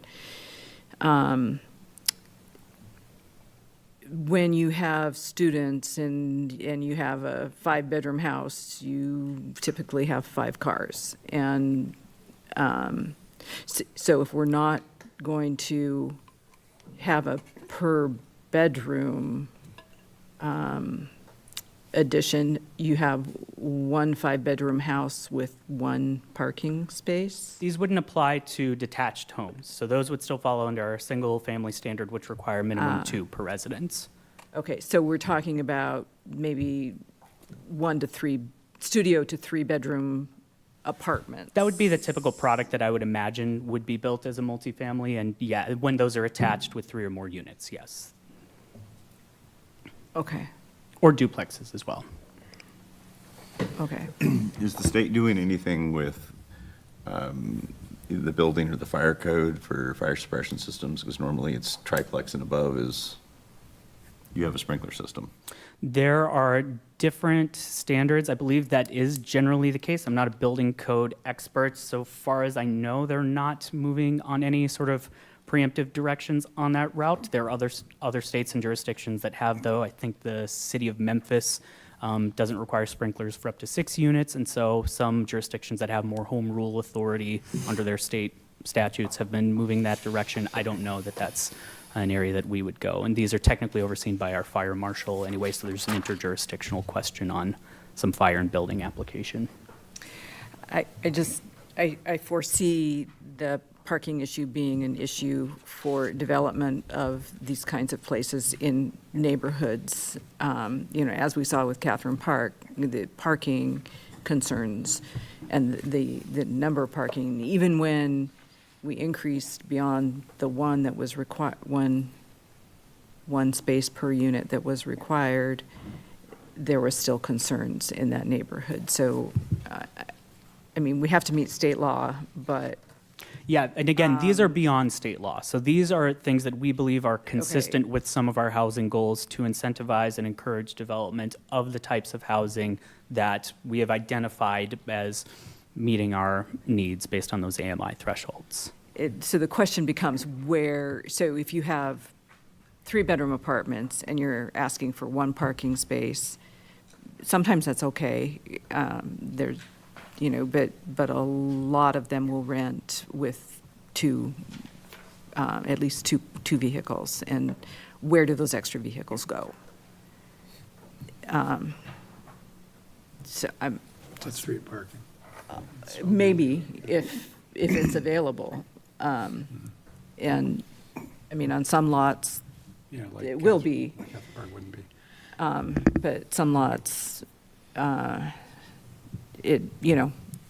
we're wanting the parking to be internal to the multiplex, right, usually? These were the off-street parking requirements. As a general policy basis, yes, if there's not sufficient parking on a site as part of a development, again, these would be the minimum requirements. So if a developer wants to provide 1 space per bedroom, this is not restricting them from going above our minimum standards. If they think that's what's going to make a project pencil better for their project, we're not prohibiting them from doing that. Which I imagine... I share the concern. I mean, once we allow it to be built on any level, any scale, reversing that mistake is very difficult to do, because you have people and you have an expectation and you've permitted a use, and now that parking scarcity becomes a neighborhood issue and we will hear about it. So that's just, I guess what we're saying is we have feedback that might not work. Yeah. Well, I think it's different. I think the transition effect is that you've got traditionally low-density neighborhoods that will have higher levels of density that are added incrementally, and the street parking will change. My street, you could probably go up and down 4 blocks, and 2/3 of the street sidewalks or the curbs are not occupied. Now, if you put a 12-plex in the middle of that, then some of that would probably end up on the street, and I think that's what typically happens. I don't know. That's just my observation. Yeah, and to be clear, we haven't done like a deep dive analysis of like if we hit the greatest potential density on every parcel, what is the potential for parking leakage off-site for this. We haven't gotten into those level of weeds. Again, this is first pass to you guys before we take out even a working draft to the public. And I think everybody in the room understands too, the goal is to try to remove some of the barriers to building housing. And so looking at what those levers might be, and they will have trade-offs associated with them. So. Yeah, if it's near transit, that's different. If it's near, if there is on-street parking available, that's different. Some streets, there's not on-street parking. I mean, and we might want the flexibility to, on certain arterials, to not have on-street parking. So, just the idea of having a little extra for overflow, and I get your point about a developer could do more, but some won't, because they really want to maximize and not spend that extra, what did you say, $35,000 for a parking spot. So. And I mean, I feel like I understand the need to, remove some of the barriers. I'm just saying that one might not be the barrier that we want to remove, because the pushback is going to be not worth. I understand that council has considerations separate from just urban planning principles, so I appreciate the position that you're in. And I'd be willing to entertain something, a little higher than 1, maybe. So, and for certain conditions, certain sizes of places or something. I don't know. Just a preview note, some rules that are not being incorporated in this round, but we will have to adopt by the middle of next year, would prohibit us from requiring any parking for affordable housing projects. So. Well, I guess that kind of drives that decision then, is for development that doesn't want to qualify for affordable housing credits, then you're stuck with the old parking requirements.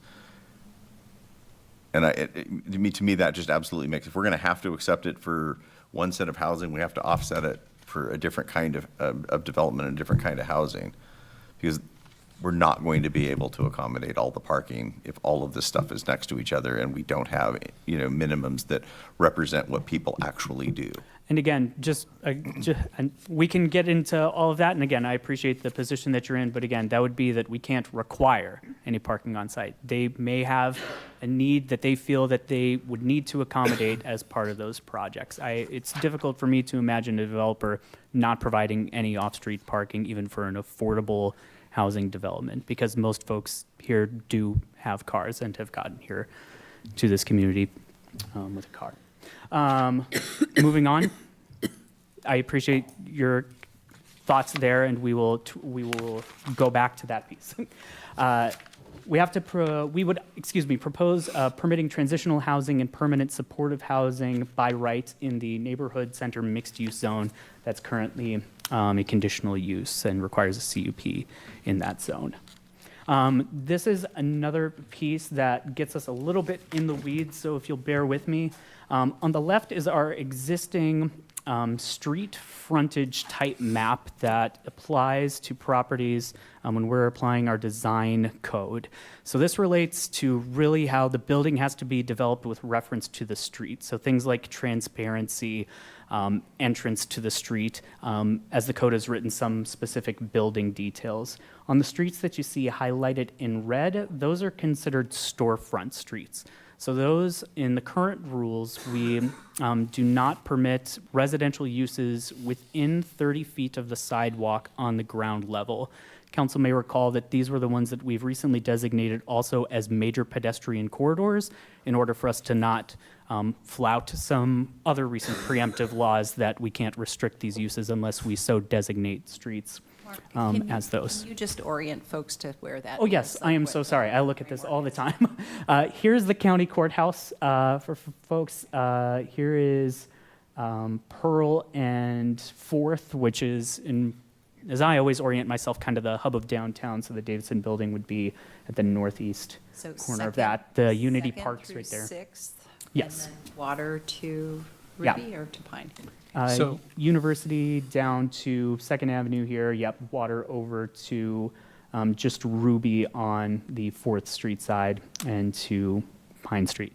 Apologies, sorry, I look at these so frequently, I forget. I was the trying word, to, folks. the maps look very similar to me, but so Pearl goes up to what, University on the existing, and that gets changed, or is that Yes, just a so difference the in key shading? distinction between storefront streets and secondary streets, so the storefront are in red, the Right. secondary are the ones that are designated in purple, is that So on north, storefront. excuse me, I'm sorry. The north section of Pearl, it goes from being a storefront to A secondary. Secondary. So this And that- north section of Pearl, 2 blocks here, and then all of the blocks that are currently designated on Water Street. Okay, I Again, see the that. key reason and distinction between these two is on the designated storefront streets, residential use is not permitted at the ground level along those streets.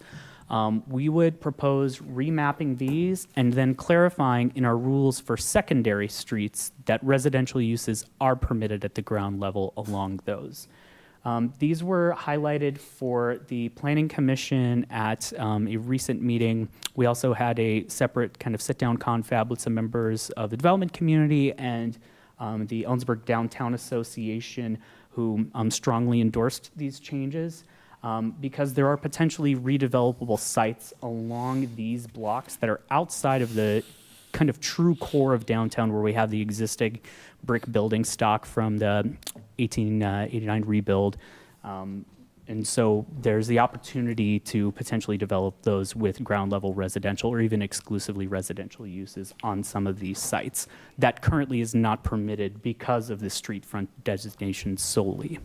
Is the residential definition, it's not per se where the unit is relative to the street, it's the door?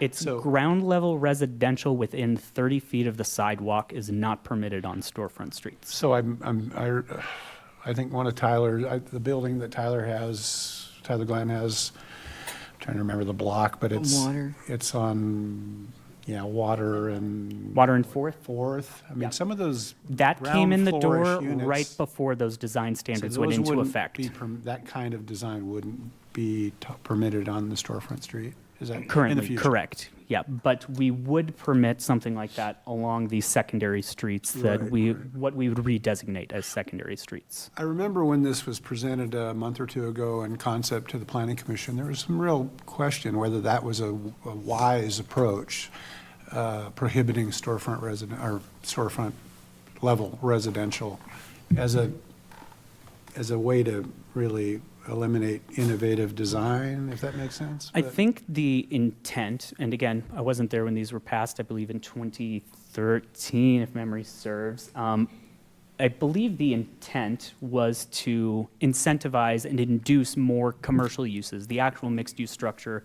commercial down below, residential up above. But we've seen in developments that have happened where these requirements are in place that instead of doing that, we don't actually proactively require commercial space, we just restrict the ground level residential, and it's just the dwelling units themselves, so you could have a common space. So the perfect example would be kind of across the corner from that, where the other building now has kind of that concrete area that's out front, what I believe is fairly sparsely used kind of recreation space where there potentially could have been dwelling units there, but for that specific restriction. I don't see a lot of it, but I was in Salt Lake City a couple of years ago and walked around downtown quite a bit, and I was struck by the number of ground floor. They look like townhouses more. They were like literally sidewalk to the front door, and I know in larger cities you've got basement apartments and things. So I know that's not the style or probably even what's in demand here, but it just seems like I get it. The ground floor with the residential above, but prohibiting it seems, I could live with it either way, but I'm curious And again, about that prohibition would still stay in place where the remaining red areas are. And again, most of those are already developed out with a lot of our historic building stock. And I think what we heard also pretty clearly from that sort of informal conversation with some developers and downtown association was we want to preserve the core of the retail function and use of the core of our downtown. And there are spaces where you're halfway between kind of the heart of downtown and halfway between campus that are effectively undeveloped that could potentially accommodate a residential, exclusively residential use potentially very well to kind of transition between those two spaces. I guess, so just adding to the conversation, if you, what this does is, and if the residential is built out on all of those purple streets, it kind of limits the walkability, the expansion of downtown. So if you have a commercial experience and then you start walking past a block of residential, that's the end. That's the end of the commercial, and because you're not going to go further to get more commercial than that block.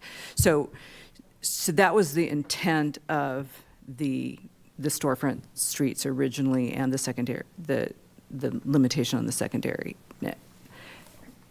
If we're going to more mixed use outside of the downtown, maybe that's okay. If we're satisfied with the size of the downtown and we're not thinking that it's going to grow outwardly, then that's okay. But I think that has to be part of this discussion, are we limiting our commercial area to those red streets? Because once it's residential on the ground floor, people won't walk past it.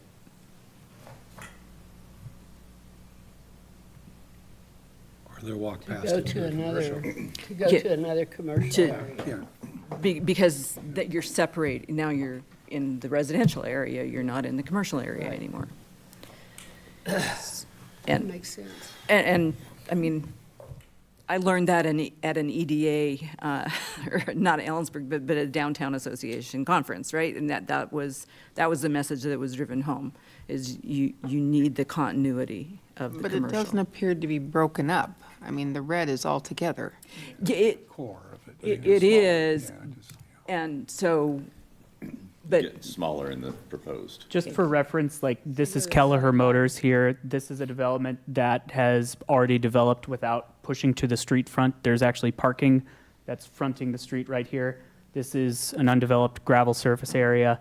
So this is kind of the area that we're talking about. And it is kind of a policy question for the electeds. Right. Do we kind of require that this match the same form of the areas that's a block and a half further to the south, or potentially open up some of those options? and as it redevelops, do we want to connect with That might not be a University fair Way? way to characterize Right. it, but that's the way that we were thinking of yeah. kind of the levers of I choices think they're all there. excellent points. I think we've been talking about a University Way corridor for as long as I've been in Ellensburg, and it doesn't really exist in any functional way. The barrier that University Avenue is for pedestrians is significant, and it is what it is. But I also think there's an argument that communities find that when they don't have downtown Seattle, when end of the day, everybody leaves, you've got a ghost town, right? So there's an argument on a small scale that if you have a mix of residential in your urban core, Well, that will help stimulate that activity too. in your community. So I think Frankly, there are Seattle would benefits. love if that were still the case, because with the remote no, work. but they could be. I think we're getting into how precisely we're designing, but it's a good point. I think they're all good points. So figure that out. Feedback. Good luck. I do unfortunately have more. Now we're going to get into some of the other preemptive laws. Some of these are part of the Growth Management Act. Some of these were separate bills that are passed under separate statutes.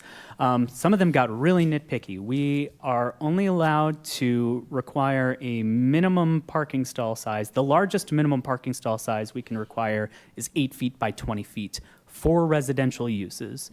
So we're making a couple of changes in our code where we reference 22-foot setbacks for garage frontages to 20 feet. And then a lot of this is actually going to be changed in the Public Works development standards because that's where a lot of the specific dimensions for these things are housed. They'll be doing that as part of their administrative updates, I believe, next month.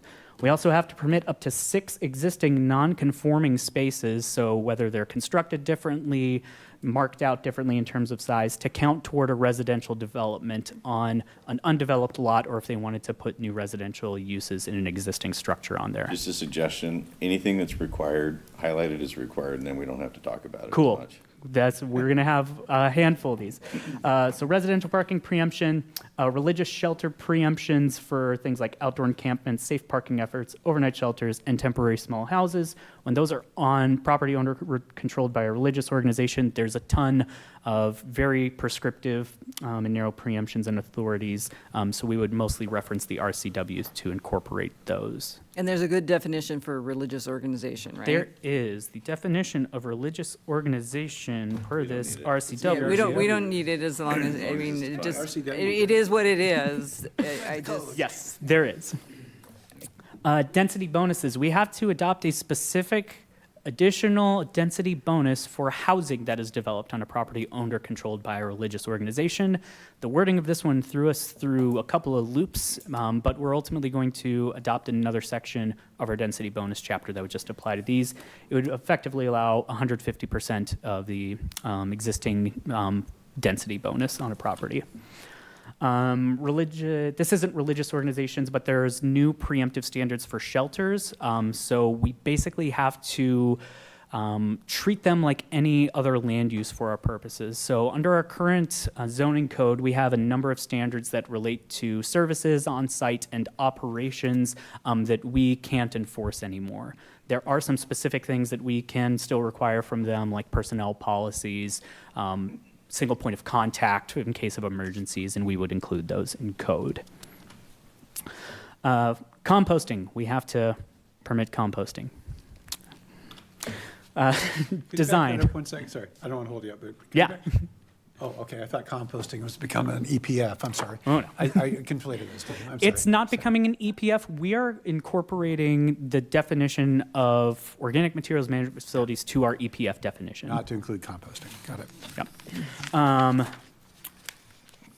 Design. This is unfortunately something I do need to dig into a little bit. This took probably the most volume of us to look through.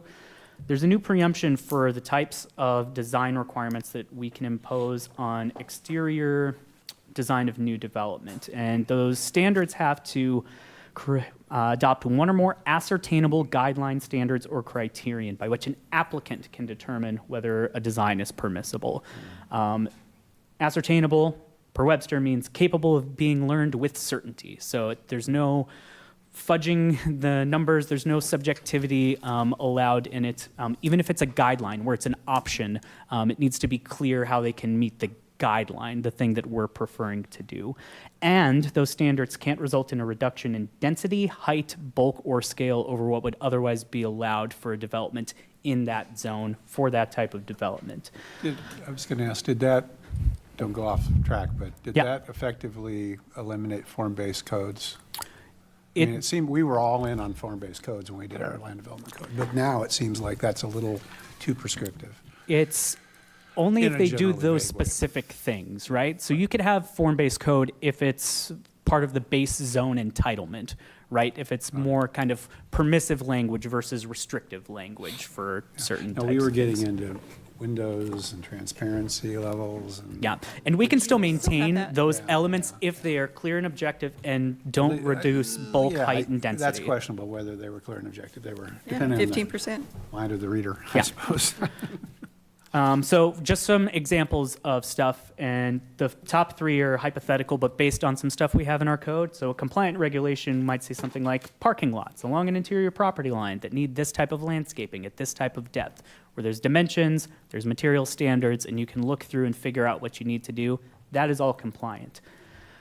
A non-compliant standard might read something like, the scale of any mixed-use building in this zone shall complement the established character of the neighborhood. Well, how big's the neighborhood? What is the character? Is there divine diversity there already? What would we restrict based on all of that? So something like that, not going to fly.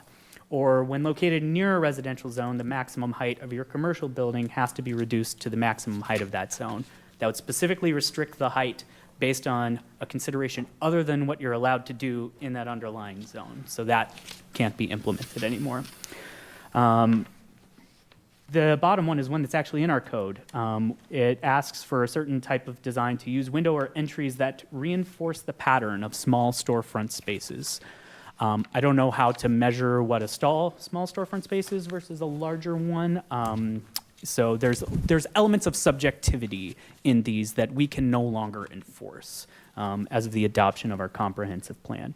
This led us to some choices. We can strike only the very limited element within a regulation that's non-compliant. So if there's a single vague term, or we can replace that vague term with one that's pretty clearly along the same line of intent as what was in there, we can make that limited swap out or do that kind of targeted strike through. We can replace a completely non-compliant regulation with one that is compliant. So for that last example, what they're trying to get at is like some neat arrangement of the transparency of the storefront. So we can ask for windows and or entries with evenly spaced or symmetrical pattern. Symmetry is something that you can objectively do. Evenly spaced is also something that you can measure out with a measuring tool. So there's ways to get to the same sort of design parameters that were in the code without just taking everything away, except where we can't. So things like landscaping that adds visual or seasonal interest to a space. I don't know what that means in terms of creating that on a year-long basis. There's opportunities for us to retain standards that ensure quality design features, though. So this was one of, I think, like 3 options of 6. Like 3 have to be implemented, and you've got this menu of things to meet the standard. And then there's all these additional guidelines that you can do that we would like to see these things in. And this is specifically for non-residential open space. So we're still going to be able to achieve, I think, some of the design goals this way. We can also newly establish a compliance standard to fill in a gap if we've taken something away. So where we have limited options, we can provide more design choices for folks as well. We could also change a guideline that's recommended to a standard, again, to kind of fill in a gap if there's a bunch of elements that are no longer there. And provide, a lot of it is providing objective references to other sections of code.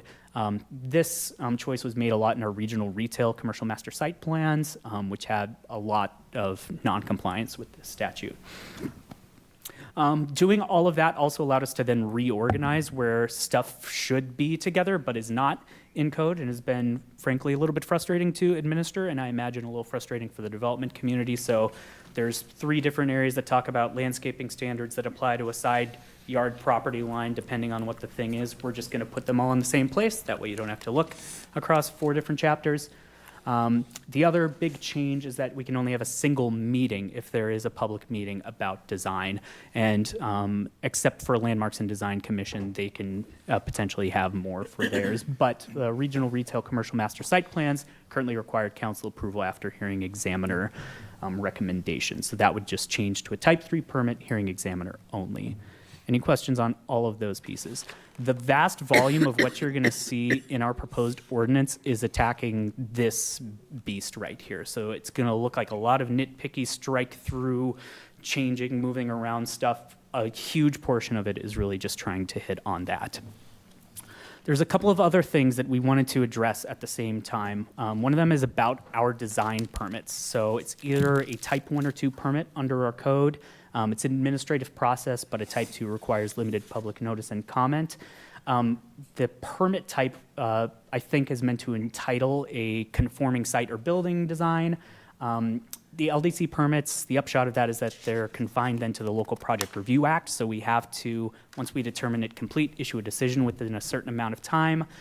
If someone's on a building project, stuff changes based on review for any number of reasons: utilities, structural things, fire code provisions that they didn't recognize at the time. So we end up in this weird procedural cycle where we're doing multiple design reviews or multiple amendments as an entitlement before they even pull a building permit, or before we'll issue the building permit, they need to have this in hand.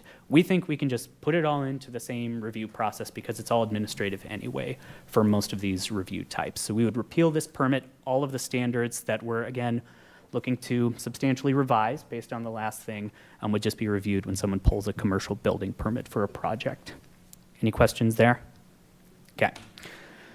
Similarly, another kind of can of worms is our site development permits. So these are basically intended for project applicants to do preliminary site clearing and grading. Over the time, the scope has really creeped on these so that folks are looking to entitle a range of construction-specific elements. So things like utilities, things like location of buildings and square footages and site design elements. Stuff that's well beyond the scope of, am I allowed to move dirt around before I actually go vertical with a building permit? And it's getting a little messy in terms of procedurally how we do things between our department, between Public Works, and how some of our commercial review is working. And again, as a planning permit, it's subject to Local Project Review Act timelines, which again puts us in a very strange time crunch for all sorts of project elements that maybe need to be like cycled through revisions. Our proposed changes would reduce these to clearly specify this is just your permission to move dirt around. And if you want review on all of these other things, you need to submit the appropriate permit. So whether that's a standalone utility permit, a construction permit that reviews the utilities, things like that. This will probably be a fairly substantial change for our development community who's used to kind of the current regime that we have going on right now. So we may try to vet this with them a little bit more before this ultimately comes back for public hearings. But this is another proposal of ours. Another specific one, we would look to repeal our commercial neighborhood zone, which is currently only zoned on 2 parcels in the city. As was shown in your packet, there's a weird inconsistent gradation between the RO zone and the NCMU zone in terms of the permitted uses allowed. As part of our area-wide rezone, where we would do some of the targeted zoning changes, we would incorporate rezoning those CN parcels to NCMU. Quick note from the land use presentation you guys had the other day, urban neighborhood future land use designation would newly permit the NCMU zone as an eligible zoning designation. So to make sure that the neighborhood scale uses are appropriate to neighborhoods there, we would make some targeted changes to the land use table, because currently things like taverns, marijuana dispensaries are permitted in that zone, which don't necessarily feel appropriate to have in the middle of a neighborhood. So we would do some targeted changes in there. Lastly, subdivision streets. We have this convoluted set of standards and potential departures for exceptions for how you're required to design a street when you do a new subdivision. There's this sort of moot applicability for the special provisions that we grant to local access streets. It says, as of this date, only subdivisions approved before the adoption of this ordinance are eligible, which is a weird thing to then have lingering out in code in perpetuity. Those departures for these also require a special public works authorization, unlike the rest of our departures, which are really, I have an alternative design proposal, it meets the purpose of the standard and has our director's review. So we would change these to kind of be standardized across these street types and change some of the administrative standards there as well. Sections would also then be reorganized for clarity. I just hit on those topics. Other targeted revisions to the land use table, those would be repealed and replaced largely just for organizational clarity. If you look at the columns for those, they don't line up when you're looking across different use types. So we've got 3 different tables for residential, commercial uses, other special uses, and if you're trying to look through to all 3 of them to see where you're at, it doesn't line up. So we would repeal or replace just to keep it cleaner and easier, and retaining most of the standards, and we'll be calling out what the specific changes are as part of any updating ordinance. And then clarify density intensity standards and uses for the manufactured home park zone across some of those other use tables where they're currently not there. Strike a minimum manufactured home park standard. Those currently have to be a minimum of 3 acres, where with the established minimum density requirements that we're looking to have, and you could potentially have a smaller one on a smaller size if there's the potential to do that use. We would also update our permitted landscape plant material standards. The existing list comes from a DeadLink website that, when you actually find what it is, refers to the Palouse region, and it was from an ecologist and former arborist, but they were doing a lot of hobby orchards on their property, and they're like, this tree seems to work out here, which doesn't seem like the best use of here's the trees that you must have in ours. So we found a bunch of appropriate regional uses from Benton County Conservation District has a list of Columbia Basin appropriate species, the Washington Native Plant Society, also drought-resistant, fire-resistant species as well. And then general internal consistency and cleanup. With all that, our next steps, Planning Commission, Affordable Housing Commission will look at a full text of what we currently have drafted with some of the guidance that you folks have provided. We will tweak what we currently have drafted before we get that out to them. Those amendments will ultimately require an ordinance that will go before Planning Commission and have council approval, and that will run concurrent with the comp plan adoption cycle. Next year, we're going to have more stuff that we're doing, though, that are technically related to this cycle on what's called unit lot subdivision and administrative residential lot subdivisions. We'll also take a quick review of our critical areas ordinance to see if there need to be any revisions based on some guidance under state law for that, as well as develop a work program. We've heard some interest in looking at the airport overlay. We'll have some discussion on that at the Planning and Affordable Housing Commission meeting. There's a lot of stuff there. I want to give the audience a chance too, so yeah, it's a lot. So we gave you some feedback? Absolutely. Anybody in the audience wish to speak to this issue? Cool. All right. That was a lot of work, Mark. Yeah, that's very Thank you helpful. all Thank you. for. It's not a short ordinance in its current draft, so we appreciate your patience when that comes before you. Glad we hire experts. Okay, manager's report. Go ahead. Thank you. And that was a lot of work represented tonight, actually, across a He's number of amazing. functions. So, good evening, Council, Mayor Heidi Behrens-Turnaway, City Manager. Sarah's escaping. You were supposed to stay the whole meeting. Just kidding. She's like, what? Going out with the rest of the That's group. just mean. I apologize. That's just mean. I don't know. We have a number of items in the manager's report. Just a reminder, we have our community grant programs open for applications. These are 2027 grants. The applications are due the 31st of August this year, I believe. That's still the date? Yes. We also have the AAEE Commission grants. These are 2026 funded grants. Those are also due at the end of the month. And more details can be found on the city website. A reminder, tomorrow night is the ADU homeowner panel at Howell Homes. It's from 6 to 7:30. If you're interested in ADUs, you can listen to people who have worked on them and with them. So opportunities to continue to educate about options for housing in our community. Rodeo and fair items kick off this month, and so pay attention and just join in on one of the many opportunities. I just lost. Sorry. Did Chris do that to your chair? Excellent. So just an amazing opportunity. I had the opportunity to visit the rodeo grandstands for the ribbon cutting. It's a really impressive facility, ADA access, updated facilities. It's a really nice gem that will serve our community well. So in a reminder to council, we do our annual employee picnic, and so from 11:30 to 1:30, I believe, at the city shop. We will have some of our front office is closed, so folks can attend, but council is invited and encouraged to show up. We'll make you a cheeseburger. So, And that is again Wednesday, the 19th. We also have, and I would just remind, I handed these out and I can send these to council as well.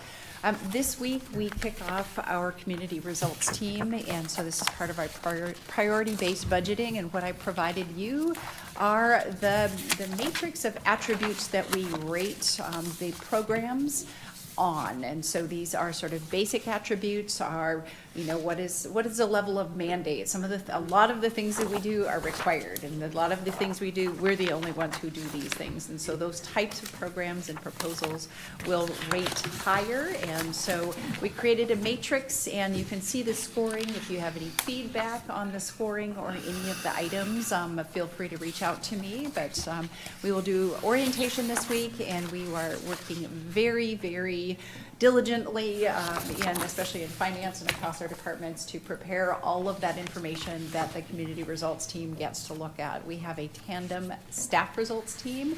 Our community and staff results team will primarily focus on general governmental programs, and so those are the things that are, again, primarily tax-funded programs. And then we have an internal team that's going to work on our enterprise funds, and so all of our utility funds. So we're working a parallel process because we thought it would probably be a lot for some groups to look at well over 100 different programs. So we do a lot as a city, and I think this will be a fun process to just sort of open the doors and help people advise on prioritizing expenditures for the city. So with that, I can stand for any questions, and we'll turn it back to the mayor. Questions to the city manager? Josh? Yeah, hey, not much of a report. I do want to say a big thank you to city staff and city council for their support with dealing with my kiddo going through his surgery. Good news was it was a little bit bigger than we thought, but super successful. And he's already chasing our cats around the house, making dinosaur noises. So I call that a victory. Yeah, that was a big thank you to everybody. Thank you. Glad to hear that. Yeah, glad things worked out. David? Let's see, line on meetings. So I was asked to participate in a task force that Stacy, who's left now, put together to evaluate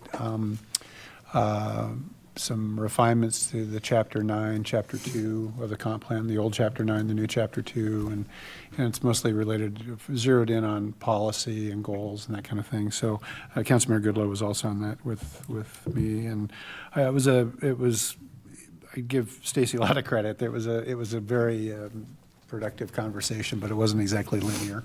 So credit to her for sifting through all of that. And then I attended, just out of my own interest, I attended a American Planning Association webinar on the new housing bill. And basically, it's planning for housing reform in the 21st century. So it's all the elements that go with that bill that Congress passed this year that will be unfolding here in the years to come. Then Finance Committee, I got the detailed briefing of what we heard tonight. And Jerica, again, it's always amazing the detail that she put in, the effort she puts into this, and staff that pull all this stuff together for us. So much appreciated. And then last week, I was able to attend the Behavioral Health Court graduation.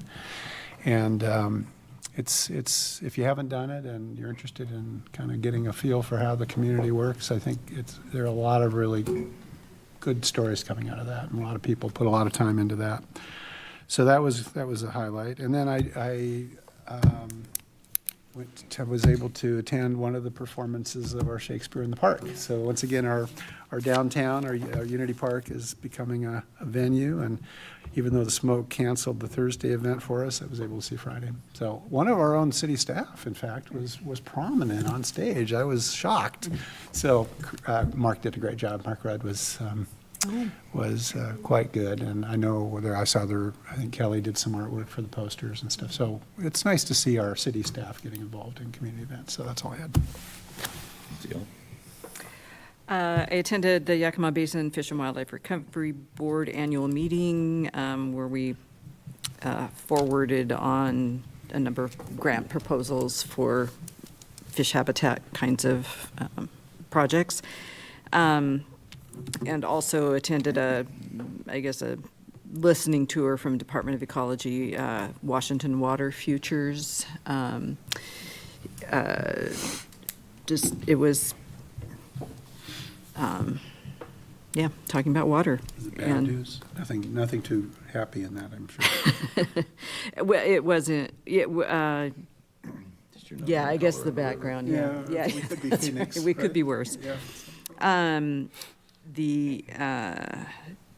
I have coming up this week, the Transportation Commission, the Environmental Commission, and the Utility Commission meetings, as well as meeting a group of Japanese students on Friday, and three decarbonization consultant interviews. So. That's a good one. Okay, so I did coffee with council a couple of weeks ago with Mayor Elliott, and we had a really nice attendance, I thought. Good conversations about several different topics. I did attend the task force meeting for Chapter 2 for the comp plan. I thought it ended up being a really good meeting. A lot of lights went on in people's heads of what we're really trying to accomplish with that chapter and the goals, and so that made it really productive. I think it'll be a little easier going forward because of that. Library board was canceled because there was some big library thing going on this month. So that kind of took the place of the meeting. At Parks and Rec last week, we got kind of an update on the status of where the feasibility study is with the pool and the future of it and what we're doing, and kind of an outline of the work plan. So that was really interesting, and we should have, I forgot what they said, whether it's end of the year or early next spring, we should have a report back on that, I think, something like that. I don't remember, but that work is going on, so we should see it soon. COG had a special subcommittee meeting with the folks from CWU who are helping with the implementation of the economic development work, particularly with the role of the executive director and the scope of work for the next couple of years. There was a presentation at the COG meeting, and there was concern among some of the folks who are already involved with economic development work that there's some overlap of being proposed work being done that's already been done. So we had a meeting to get that all squared away, and it was very interesting, and I think everybody's happy with the plan that we have moving forward. And so that was last week. Our executive director is doing impressive work without an office. I think he's still without an office, but he had his little work tablet for 24 hours when we met with him, when that meeting happened last week. So we're slowly getting there. And it's obvious to me he's going to need some staff support pretty quick to be able to do all the stuff that's lined out for him. So that was a good meeting. Other than that, I haven't done anything in the last 2 weeks. Sir? Except a lot of yard work. Okay, so my work life has been a bit chaotic, so unfortunately my reports are pretty minimal. KitCom, there's a lot. We're still talking radios and we're getting staffed, and Rich is doing a great job for us, and so I always let him speak to it more than me. Unfortunately, because of that hectic work life right now, I missed my Art Commission meeting this week, but I am super happy and proud of the LTAC for helping with the upcoming rec center. That's a big support, and I'm sorry. And then I have another meeting coming up later this month. And I was also fortunate enough to see the Shakespeare in the park. I didn't know what was going on half the time because I don't know Shakespeare, but very entertaining nonetheless. Over the last few months, all the fire departments in Kittitas County have been rated by what's called the Washington State Survey and Ratings Bureau, and there's a score attached, and that correspondingly affects your fire insurance rates.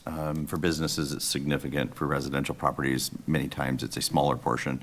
I requested, because I didn't hear anything back from them, I requested Kitcom scores, and our scores are up, which is cool. So I'm trying to figure out what we did to improve our scores, which overall positively affects the ratepayers here. I don't know what KBFR's rating is. I don't know if it changed. I kind of doubt it did. There are 4 out of 10. One's the best, and that's where we've been stuck for a very long time. But that would be through KBFR. I spent a bunch of time in Kansas City talking to federal officials about wildland. It's depressing. It's going to get worse. That's all I'm talking about. DDAC is tomorrow. They're going to do a coordinated meeting with the ADU group. They're going to meet first at the courthouse, then go to the ADU meeting, so that's a tie there. We've got COG tomorrow. The EMS meeting was Thursday. This is more good news. Transfers are almost inevitably moving. EMS transfers away from hospitals, nursing homes and such are almost assuredly moving outside the fire department. They've started that process. It's very contentious. I can guarantee you it will cost you more and the service level will be lower. It may cost you more in 2 or 3 different ways. So pay attention to that and have input if you care about that. Went to the Springwood. Can I ask, does that mean contracting with an ambulance service? And yeah, that's almost assuredly the outcome, and it's going to probably double the cost for the transfer. Yeah. So, based on the rates they charge other communities. Springwood Ranch, the water retention. I went there too. That was awesome. It was. It was really cool to see a project that looks like it'll basically benefit everybody and be a pretty good investment of a lot of dollars, but a lot of it federal and state money, and a really cool outcome for the tribe. And it just, I was trying to find out who loses in this whole thing, and maybe a few sheep that can't swim. That's about it. I wanted to just totally endorse the Coffee with Council, since we've gone to something that's co-located with an event, is absolutely worth it. I'm not saying it's not good to interact with people, but when it's 2 people and it's the same 2 people, so having it at events, we need to absolutely continue doing that. So that's it, and ready to adjourn? Thank you. Yes, sir.